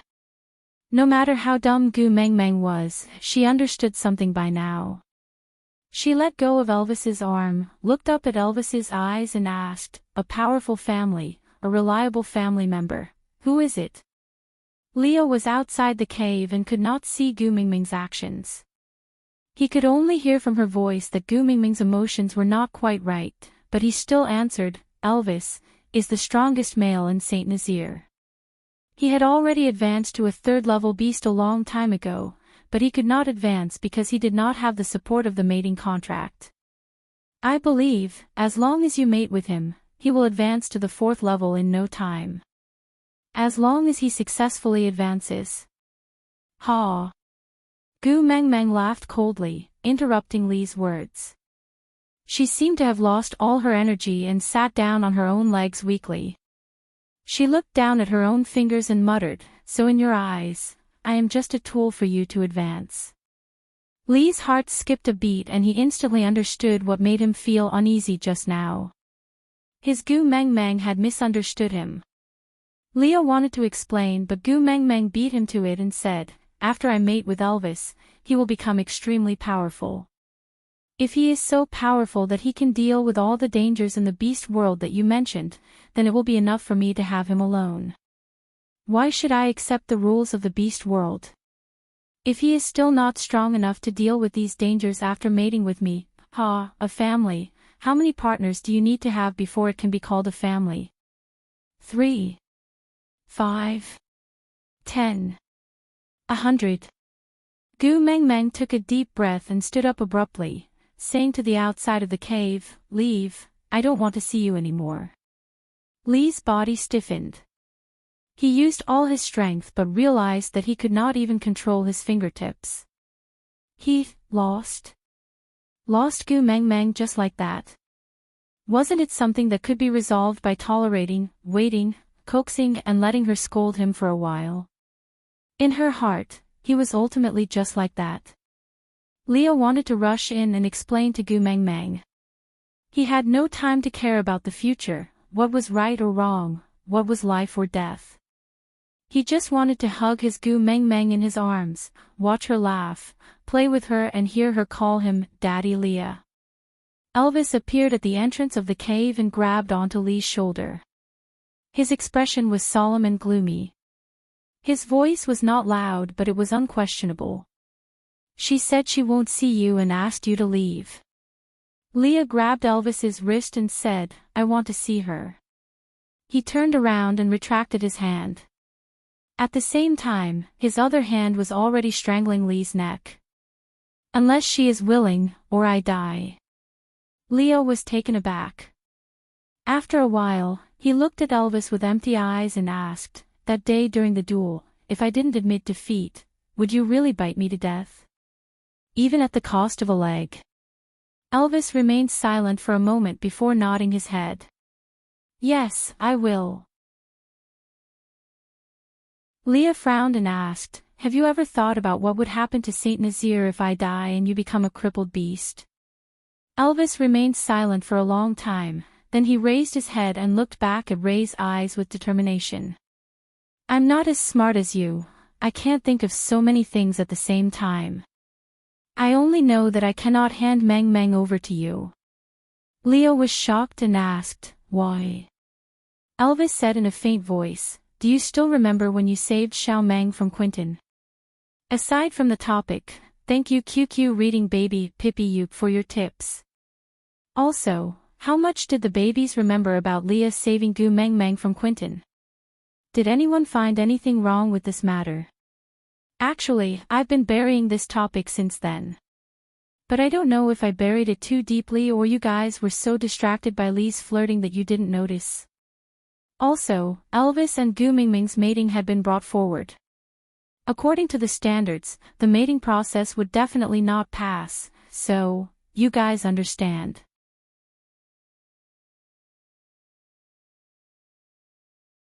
Chapter 170. Leah nodded his head in confusion, indicating that he remembered. Elvis continued, with your abilities, you should have arrived at the scene a long time ago, right? Li's heart skipped a beat as he vaguely understood what Elvis meant. Elvis did not expect Li's reply and just continued, I heard from Xiao Meng that you descended from the sky when she was about to be choked to death by Quentin. You did not come as a bird, the fact that you descended from the sky meant that you had arrived a long time ago. But you did not appear and watched Quentin hurt Xiao Meng, right? Leo let go of the hand that he was competing with Elvis and staggered 2 steps backwards, not saying a word. Elvis did not force him to answer and just said calmly, "You feel that you are not as important as the principles that she insists on in Xiaomeng's heart. But in your heart, isn't Xiaomeng also not as important as Saint Nazaire?" Back then, in order to teach her a lesson so that she would not dare to step out of Saint Nazaire easily, you allowed Quentin to hurt her. In the battle with me, you also considered Saint Nazaire's future, so you did not use your full strength. In the end, you even thought of a way to pretend to mate with Nina to make Xiaomeng sad. In your heart, other than her identity as the messenger of the beast deity and being able to bring a subversive power to Saint Nazaire, what else does she have in your heart? Leo was speechless. As intelligent as he was, there was actually a day that he would be speechless after being questioned by Elvis. I cannot hand Xiaomeng over to someone who would compare her on a scale. Elvis took a step back and blocked the entrance of the cave steadily. Leo did not rush forward again and just lowered his head to look at his own shadow. He asked as if he was talking to himself, "Have you told Meng Meng about this?" Elvis shook his head and said, "I don't want to say anything that will make Xiaomeng sad." Leo smiled bitterly and nodded his head. Yeah, with Elvis's character, how would he do something like bad-mouthing others behind their backs? Leo was very clear that his decision back then was rational and correct. In order to keep Gu Mengmeng in Saint Nazaire, he had to first seal the news of her being the messenger of the beast deity within the tribe. The less contact she had with the outside world, the longer this news could be sealed. Then, the chances of Elvis and him fighting to mate with Gu Mengmeng and even allowing her to give birth to her first child during this period would be relatively higher. So he silently allowed Barit to let Gu Mengmeng out of Saint Nazaire. He thought that with his protection in the dark, everything would be under control. Or perhaps, earlier on, he had already deduced all of this countless times. He never told anyone other than Elvis that Saint Nazaire might get the messenger of the beast deity in the future. He allowed Nina to be unruly, willful, arrogant and despotic. Even the title of the first beauty of Saint Nazaire was given to Nina by him. So, when the messenger of the beast deity arrived, Nina, who was used to being arrogant and willful, would definitely cause trouble. And this was the opportunity he wanted. Of course, even without Nina, he would still train a female similar to Nina himself. It could be Sandy, or it could be Maya. However, Nina's request saved him a lot of trouble, because those who had done this kind of thing once would be more adept at it. The truth proved that all of Lee's deductions were correct.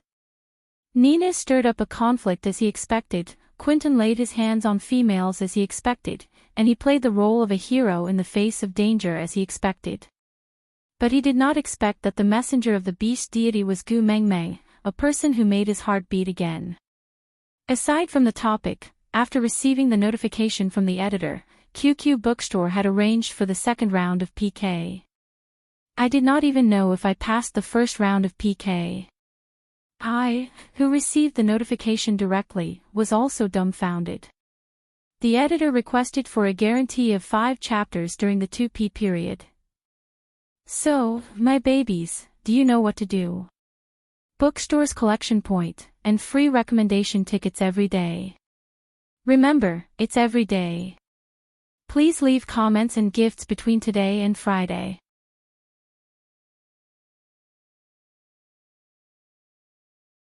Chapter 171. Gu Mengmeng used 7 days to recuperate.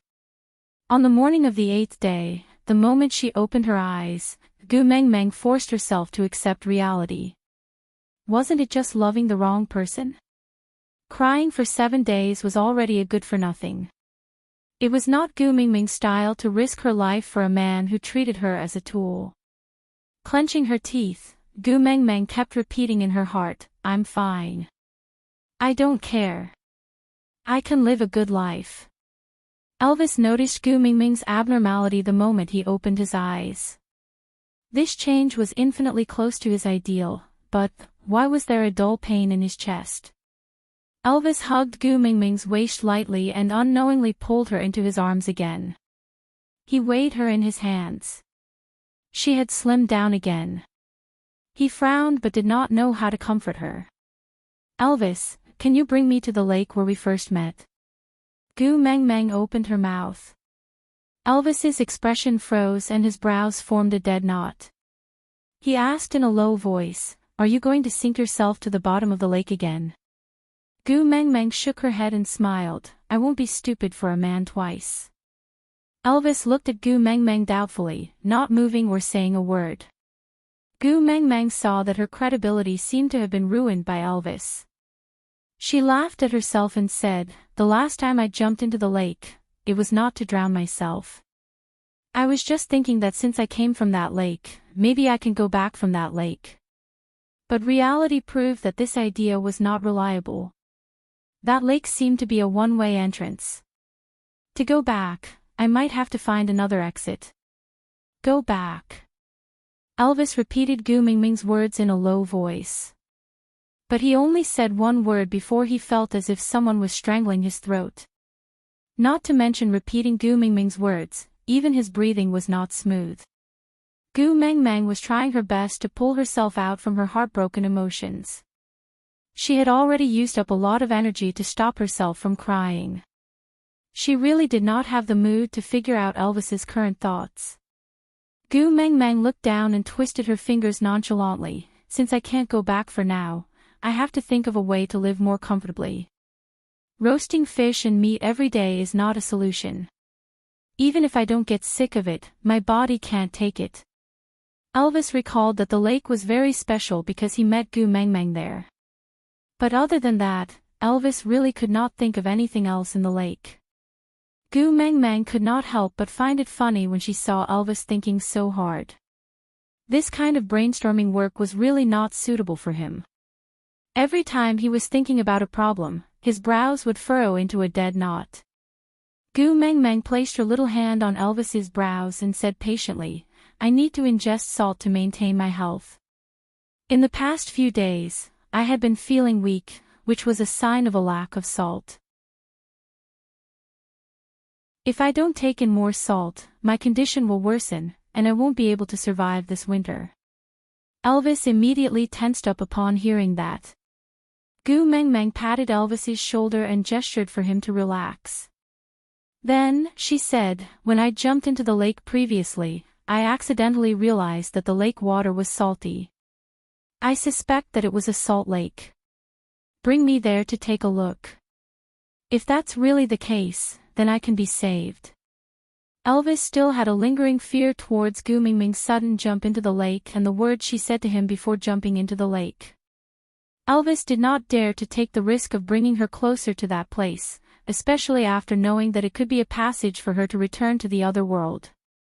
He could not let her near that place. So, Elvis asked cautiously, "What does salt look like?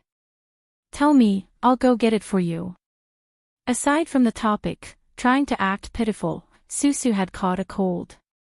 To someone who did not have a stockpile of chapters, the sudden notification of adding chapters was a huge blow. But for the sake of our Gu Mingming's better development, Susu had been pouring cup after cup of coffee into her stomach, trying her best to stay awake so that she could write more chapters for her babies. "For the sake of my hard work, can you please give me your recommendation tickets every day?"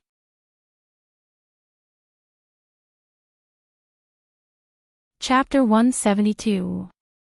Gu Mengmeng raised her brows and looked at Elvis, asking, "Why? Are you planning to imprison me and not let me leave this cave for the rest of my life?" Elvis was taken aback by Gu Mingming's words and shook his head instinctively. Gu Mengmeng then smiled, "Then it's settled. I promise I won't jump into the lake this time. I didn't have the experience last time and didn't know the water was so cold. If I had known earlier, I wouldn't have had the guts to jump in." That was the truth. The water was still warm when Gu Mengmeng came, but after a few days, it had become extremely cold. It could be seen that winter was indeed coming, and there seemed to be no transition period. Elvis could not reject Gu Mengmeng in the end, but he was much more cautious this time. He carried Gu Meng Meng in his arms and did not let her leave his side. Gu Meng Meng was also happy to be at ease. Without shoes, the ground was cold and hard, and moreover, she really did not want to jump into the lake. Being hugged by Elvis to keep her warm was pretty good. When they reached the lakeside again, Gu Meng Meng's eyes lit up immediately. This was her third time here. Why did she not realize that this was a salt lake the previous 2 times? Large pieces of salt crystals were hanging on the rock wall by the lakeside, but she did not realize it previously. Gu Meng Meng was extremely excited, pointing at a piece nearer to her. Elvis, hurry hurry hurry, go there. I want that white one. Seeing that Gu Meng Meng was interested in things other than Leah, Elvis felt slightly more at ease. Looking at the direction Gu Meng Meng was pointing at, he nodded his head, carrying Gu Meng Meng, and stepped on the huge rocks by the lakeside. With a few leaps, he reached the rock wall. He held on to Gu Meng Meng with one hand and held on to the protruding part of the rock wall with the other, hanging steadily in midair. Gu Meng Meng broke off a small piece of salt crystal and licked it with her little tongue. A huge smile bloomed on Gu Meng Meng's face. That's right, it was what she wanted. Gu Meng Meng danced with joy, using all her strength to break off a large piece and hugged it in her arms. She wanted to take more, but her hands could only hold too little now. If she used too much strength, there would be nothing left after the salt crystal was crushed. Looking at Gu Meng Meng's face that was wrinkled like a bun, Elvis asked in confusion, "What's wrong? Is it not what you want?" Gu Meng Meng shook her head and said, "This is what I want, but I can only take this much." Elvis looked at the large piece of what she called salt in her hands. It was about the size of a rabbit. If it was cooked, it was indeed a little too little. It was rare that Gu Meng Meng was in the mood and had an appetite, so Elvis naturally would not disappoint her. He said, "It's all right, let's take these back first, I'll help you get them later." Gu Meng Meng shook her head and said, "It's quite a long journey from here. Let's get enough in one go so that we don't have to run back and forth." Elvis nodded. To him, whatever Gu Meng Meng said was right, so he said, "Then break off a few more and throw them on the shore. I will take them later." Gu Meng Meng's lips twitched. Throw it to the shore. If that happened, it would be smashed into pieces. If it got wet, it would be impossible to pick it up even if he wanted to. Sigh.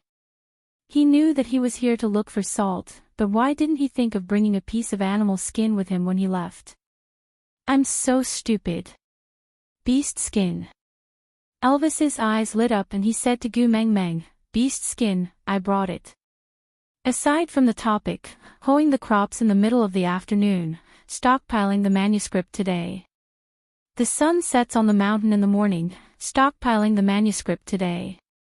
Bright moonlight in front of my bed, stockpiling the manuscript today. Not knowing where the human face has gone, I must stockpile the manuscript today. An ancient poem that did not rhyme at all proved that the author had gone crazy.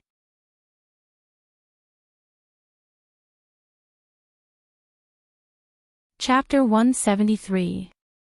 Gu Meng Meng blinked her big innocent eyes at Elvis, sizing him up from head to toe. Damn it, he did not have anything on him other than that beast-skin dress. Did he bring beast-skin? Where did he hide it? Wait a minute. A bomb exploded in Gu Meng Meng's mind, then she looked at Elvis's beast-skin dress with a stiff face. Leader, you can't be so hardcore, right? Damn it, I'm bringing this all back to eat, but you want me to use your beast-skin dress that does not contain any additives to wrap a certain important part of my body? How can I eat it when I go back to cook? Gu Meng Meng shook her head like a rattle drum. No, I can't use your beast-skin dress. I will be traumatized by the salt.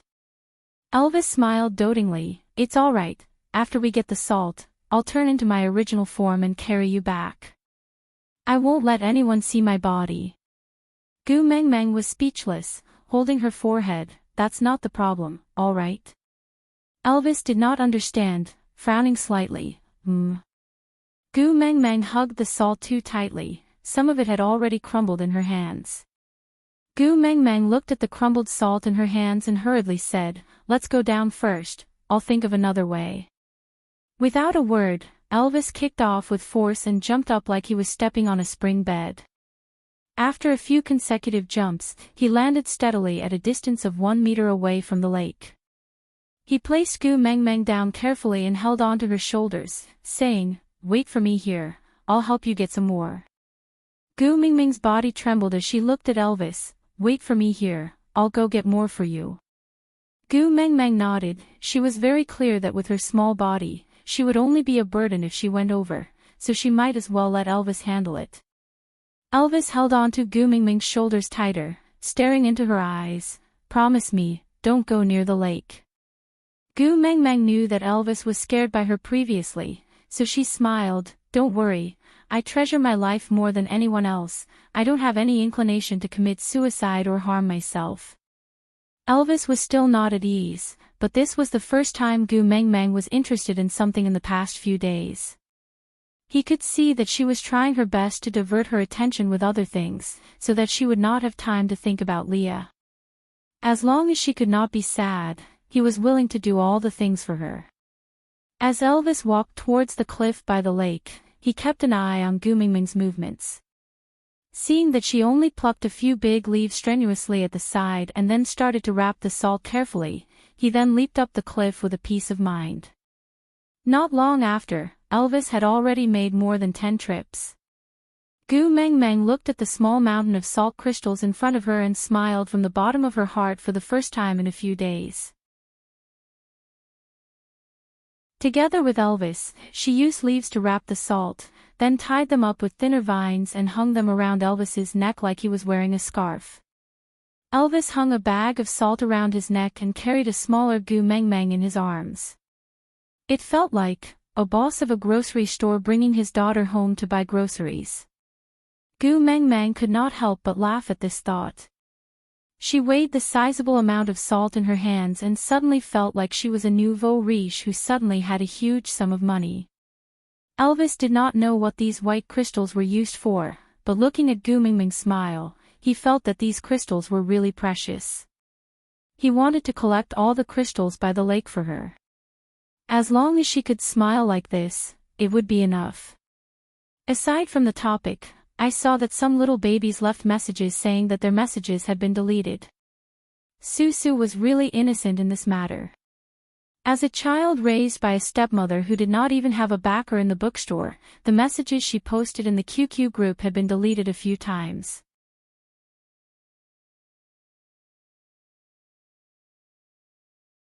Chapter 174. Elvis called Sandy over to accompany Gu Meng Meng while he returned to the lakeside, wanting to help Gu Meng Meng get more salt crystals. But sometimes, when Elvis appeared in front of Gu Meng Meng with his head hung low like a child who had done something wrong, Gu Meng Meng deeply experienced for the first time in her life what was called a pig teammate. Looking at Elvis's dejected look, Gu Meng Meng felt like laughing for some reason. She really wanted to ask, "Elvis, are you actually a pig in wolf skin?" "Xiao Meng, don't be angry. I know where to find the salt crystals you want. Although it's a little far, I can definitely bring a lot of them back for you." Gu Meng Meng waved her hands and said, "Tell me first, how many salt crystals did you get into the water from the lakeside?" Elvis cleared his throat and used his hands to form a shape about the size of a rice bowl. He then turned his head away, not daring to look at Gu Meng Meng in the eyes. Gu Meng Meng's lips curled to one side. This Elvis was really not good at lying. If it was just this little bit, why would he be so nervous? Gu Meng Meng did not expose him, nor did she reply. She just crossed her arms in front of her chest and looked at Elvis with her chin raised. Then, she saw Elvis quietly expand the area between his hands. From the size of a bowl, it became the size of a wash basin. He then kept glancing at Gu Meng Meng from the corner of his eyes. He looked like a husky that had torn down a house. Gu Meng Meng face-bombed. She no longer doubted that huskies and wolves were close relatives. Gu Mengmeng patted Elvis's shoulder and said, "You have successfully lowered the overall intelligence level of the wolf tribe. If you meet other wolves in the future, hide a little. I'm afraid they will want to bite you to death." Elvis did not really understand Gu Mengmeng's words. After all, he had never seen a wolf tribe that could defeat him. But he would just treat it as a word of concern. Elvis thought about it and chuckled. He then asked in a probing manner, "About the salt crystals, you're not angry?" Gu Mengmeng shook her head and said, "I think the salt crystals there are enough to last our entire tribe for 2 to 3 years. It won't affect you much if you get rid of them.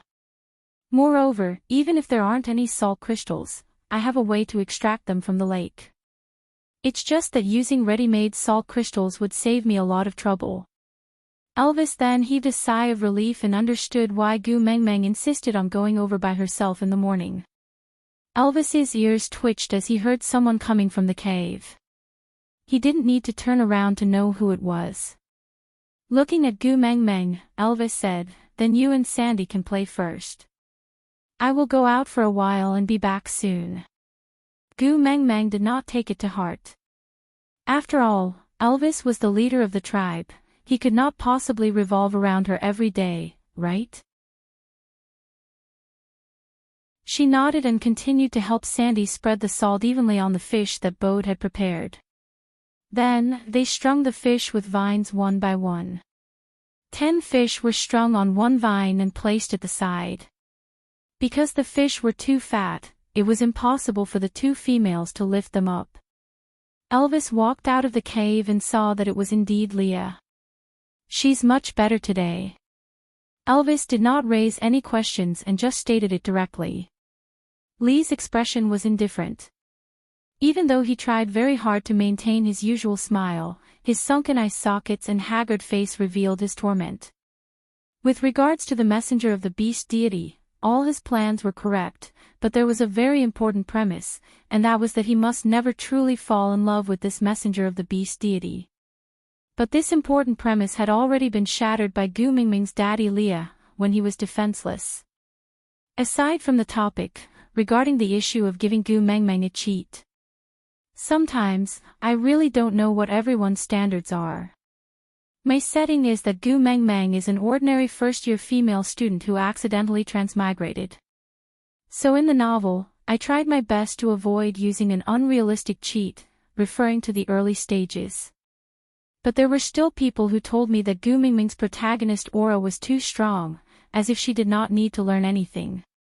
And there were also some readers who told me that Gu Mengmeng was too weak. Why did she not use the cheat? Alright, what I want to say is that I will definitely activate my Goldfinger, but I won't activate it for no reason. Let me reveal a small clue. The activation of the cheat is related to mating. Then, it's almost time for mating. Probably, who knows how many more days.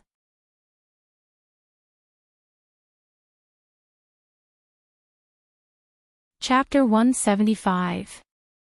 Leah did not reply. He just passed the bag of leaves tied by a bunch of vines to Elvis, then passed a lot of dried ginger to Elvis, saying, "She always likes some strange things that no one would pick up even if they were thrown on the ground, but she always treats them like treasures."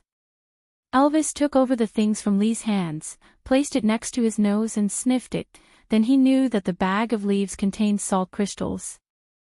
Looking at the method of wrapping it, it was clearly the same as Gu Mengmeng's.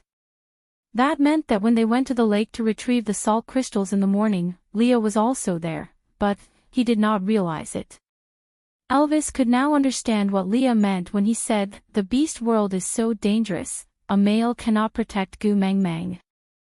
If the one following him today was not Leah, but someone else, then, Elvis did not voice out his worries. He just asked, "Should I tell her? Did you send it over?" Leah shook his head, smiling bitterly. "Based on her character, if she knew that I brought it over, I'm afraid she would not accept it."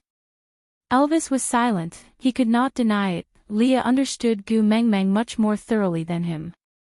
Most of the time, he did not know what Gu Mengmeng was thinking about. He could only do as she said, but Leah could see through her thoughts before she opened her mouth. Perhaps, this was the reason why he lost to Leah in Xiaomeng's heart. Elvis nodded, agreeing to it, then carried the things and turned to enter the cave. Leah raised his hand, wanting to stop Elvis, but when the words were at the tip of his tongue, he realized that he did not have the right to instruct him. Looking at his blood-stained and dirty fingers from digging the yellow roots all over the mountain, Leah smiled bitterly, turning to walk back into the mountain. As long as she was happy, so what if he dug his hands till they were mush? Elvis returned to the cave, piling the things that Leah brought over at the side, together with the salt crystal bags they brought back in the morning. Then, he sat beside Gu Mengmeng, watching her and Sandy string up the fishes while chatting and laughing. Bode had brought a total of over 30 fishes, and they were all cleaned, so it was not too strenuous to string them up.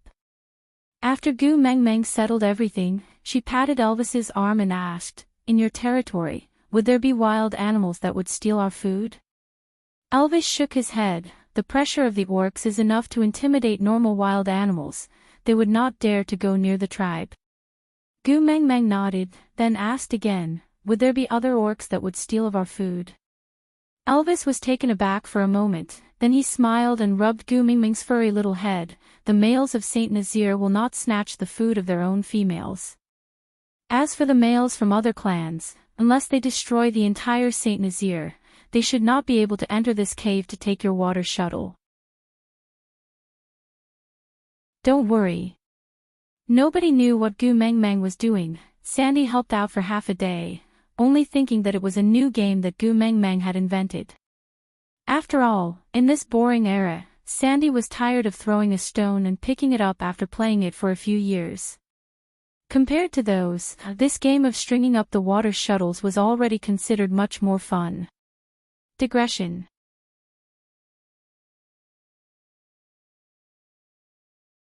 Chapter 176. How long will this take? Sandy tilted her head and asked.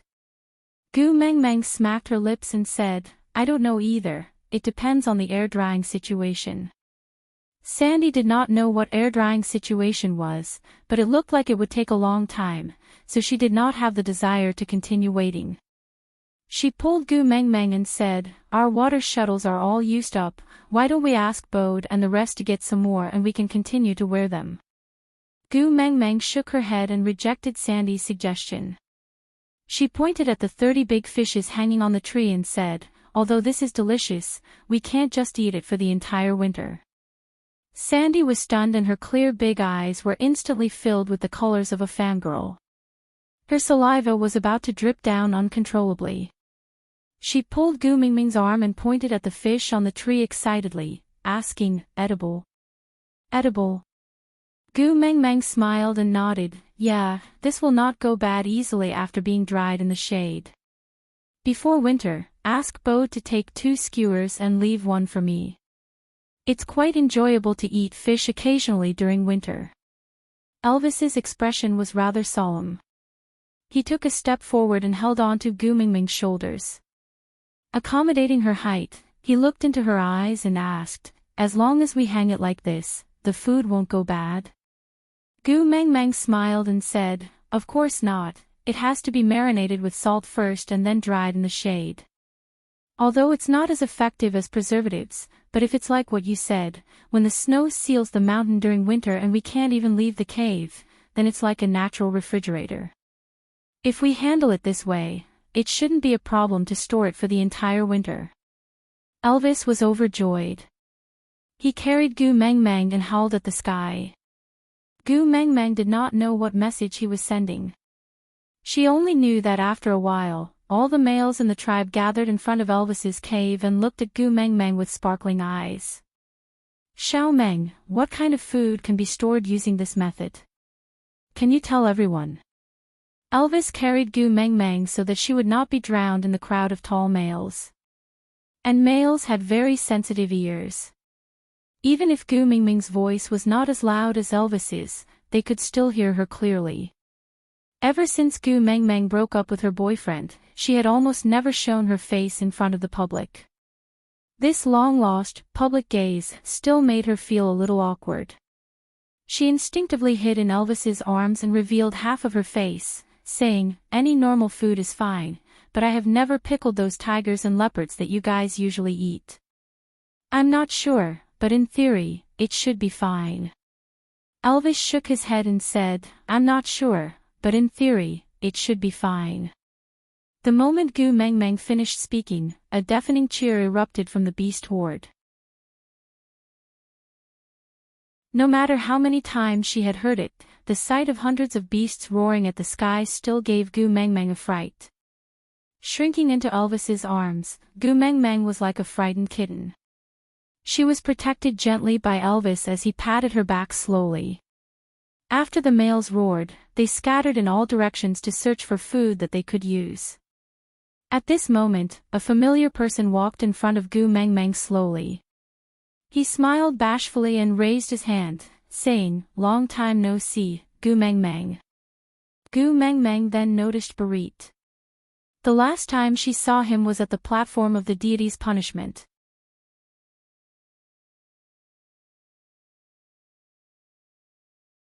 Chapter 177. Barit clenched his fists and arched his arms, his firm muscles bulging. He displayed his masculine image perfectly, just like a walking hormone. Gu Mengmeng nodded and said, "Looks good, then I'm relieved.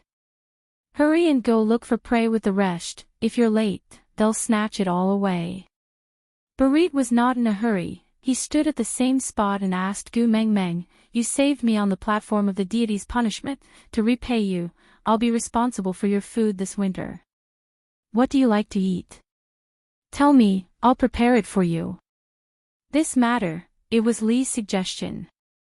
And at that time, she had not lost Leah yet. Gu Mengmeng could not maintain the smile on her face and her nose felt sour.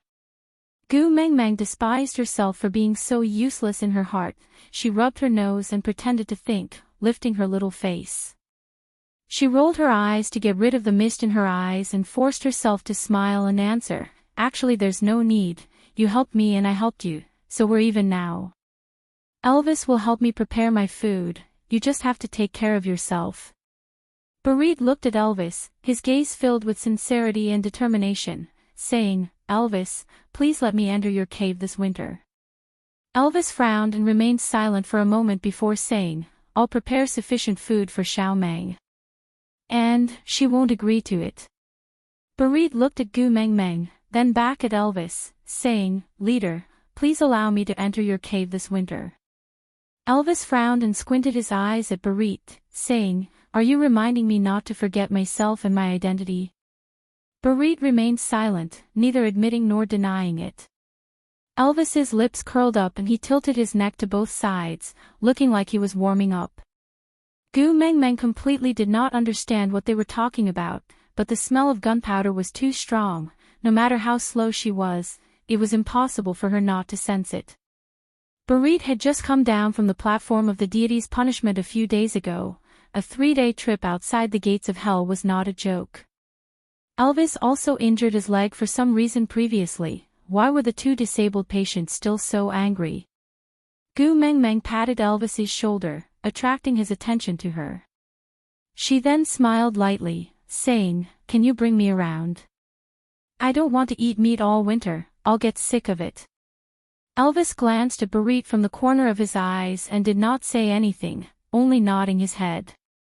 Gu Mengmeng then turned to Barit and said, "In the past, I didn't understand the rules of the beast world and thought that this place was the same as our world, where men and women could be friends.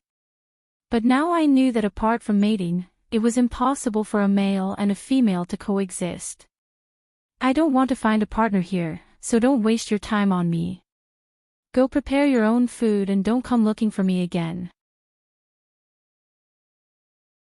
After Gu Mengmeng finished speaking, she wrapped her arms around Elvis's neck, signaling him to leave.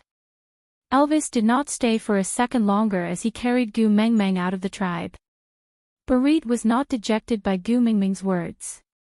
He knew about Li's situation. Although he could not understand Gu Mengmeng's view on love, he would not try to change it. He was different from Leah. Mating with Gu Mengmeng was his dream, but he did not dare to hope that it would come true. As long as he could protect her from afar and help her with some trivial matters, he would be satisfied. So, he maintained a certain distance and followed behind Elvis silently. There was no disappointment, no hesitation, no doubt, only a determined gaze and a primitive instinct to be loyal to himself. Aside from the topic.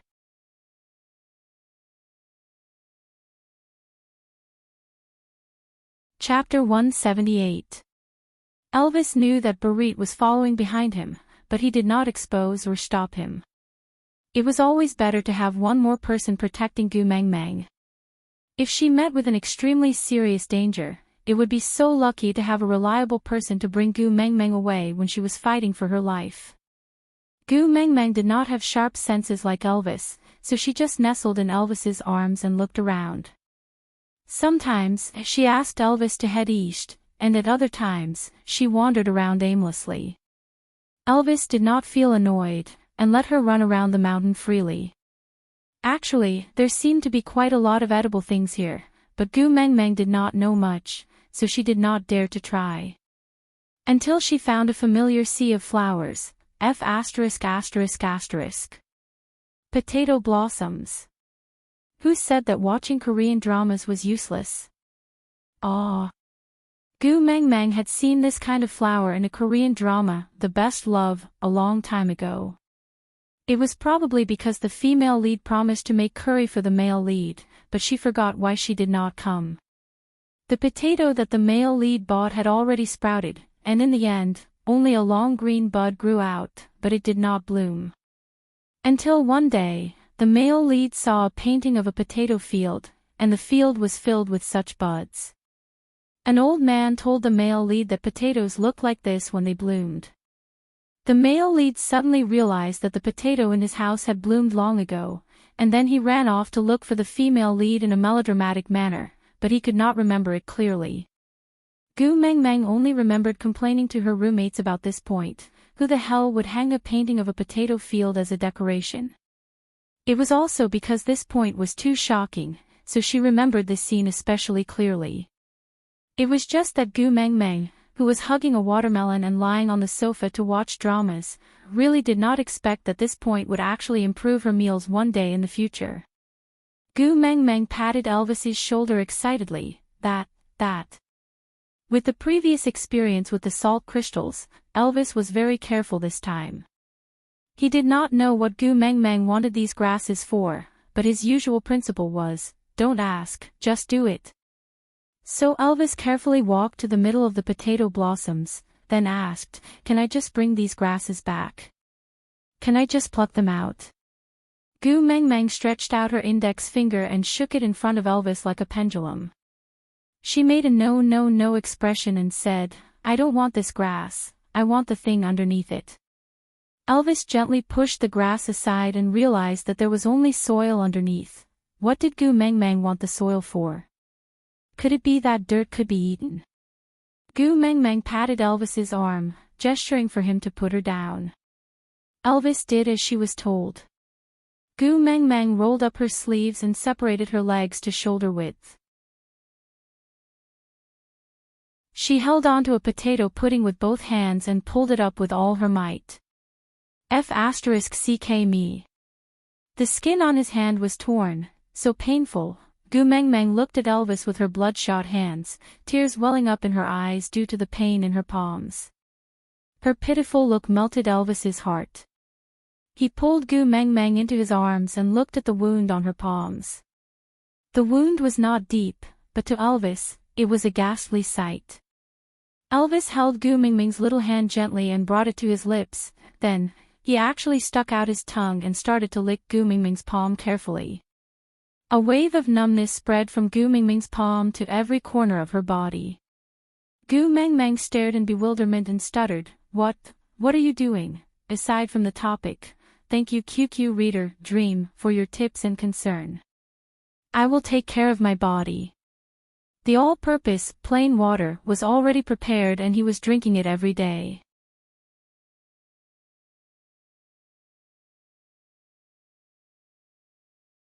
Chapter 179. Elvis did not answer Gu Mingming's question and just focused on licking her little hand. Until he licked every single scar clean, he then placed her little hand by his lips reluctantly and kissed it. Only then did he answer, "This way, the wounds won't get inflamed and will heal faster." Gu Mingming's eyes widened. Gu Mingming's face was flushed red and she could not say a word. Previously, Leah had also licked the blood from her nose, but as the distance was too close, she could not see anything clearly and the entire process was transmitted through her skin. But it was different this time. When Elvis was licking her little hand, she maintained a VVIP 3D perspective and watched as Elvis's tongue licked her little hand over and over again as if she was watching a live broadcast. Who could understand the feeling of touching an electric switch for 5 minutes? Elvis looked at Gu Mingming's flushed face and recalled the scene when Leah hugged her in the stream. That day, he watched everything quietly from afar and tried his best to control himself from rushing over. Today, he finally had such a chance to taste her wonderful taste. Although they did not have a proper title, she could only rely on him, trust him and let him take care of her. This was enough happiness. Elvis kissed Gu Mingming's little face and then placed her down on a smooth big rock for her to sit properly. Then, he pointed at the grass that Gu Mingming wanted to pluck but did not manage to, "Just pluck it up." Gu Mingming nodded her head blankly. She had not recovered from Elvis's actions just now. Now, as long as Elvis looked at her, she would feel her face burning and she did not know where to place her hands. Elvis liked Gu Mingming's childish look. Did it mean that she finally saw him as an ordinary male when she was shy because of his actions? Elvis was in a good mood and could do his work with ease. He grabbed the handful of grass and pulled out a bunch of potatoes that were buried underground without much effort. Elvis looked at the string of black and swarthy things in shock. He placed it at the tip of his nose and sniffed it. It smelled like dirt. Puzzled, he brought the string of things in front of Gu Mingming and asked, "The thing below, you mentioned, is this?" Gu Mingming was still in a daze until Elvis patted her head lightly. She then snapped back to reality. "Ah. Ah. Yes, yes, yes, that's it. This is called potato. It's a divine dish that goes with everything. It's delicious and can help with hunger. Most importantly, it's easy to store. You can just pile it up in the cave and it won't go bad easily." Elvis looked at the fist-sized fruit skeptically. He casually plucked one off and threw it into his mouth without even washing it. He chewed on it with a few crunching sounds. Along with Elvis's twisted expression, Gu Mingming's laughter reverberated throughout the entire sea of flowers. "Ha ha ha. Hurry up and show your true form. You're a husky, aren't you? How can a wolf be as stupid as you? Ha ha ha, I'm dying of laughter." Gu Mingming clutched her stomach and rolled around in laughter. Seeing her rare smile, Elvis suddenly felt that the strange taste in his mouth was not so unbearable anymore. You're tuning into the LoveLore Library YouTube channel. We're so grateful for your support and don't forget to subscribe to join us on this incredible journey through captivating stories. Your generosity through donations truly makes a world of difference, as it's the primary source of revenue that allows me to expand and enhance this channel for you. Thank you from the bottom of my heart for being a part of this adventure.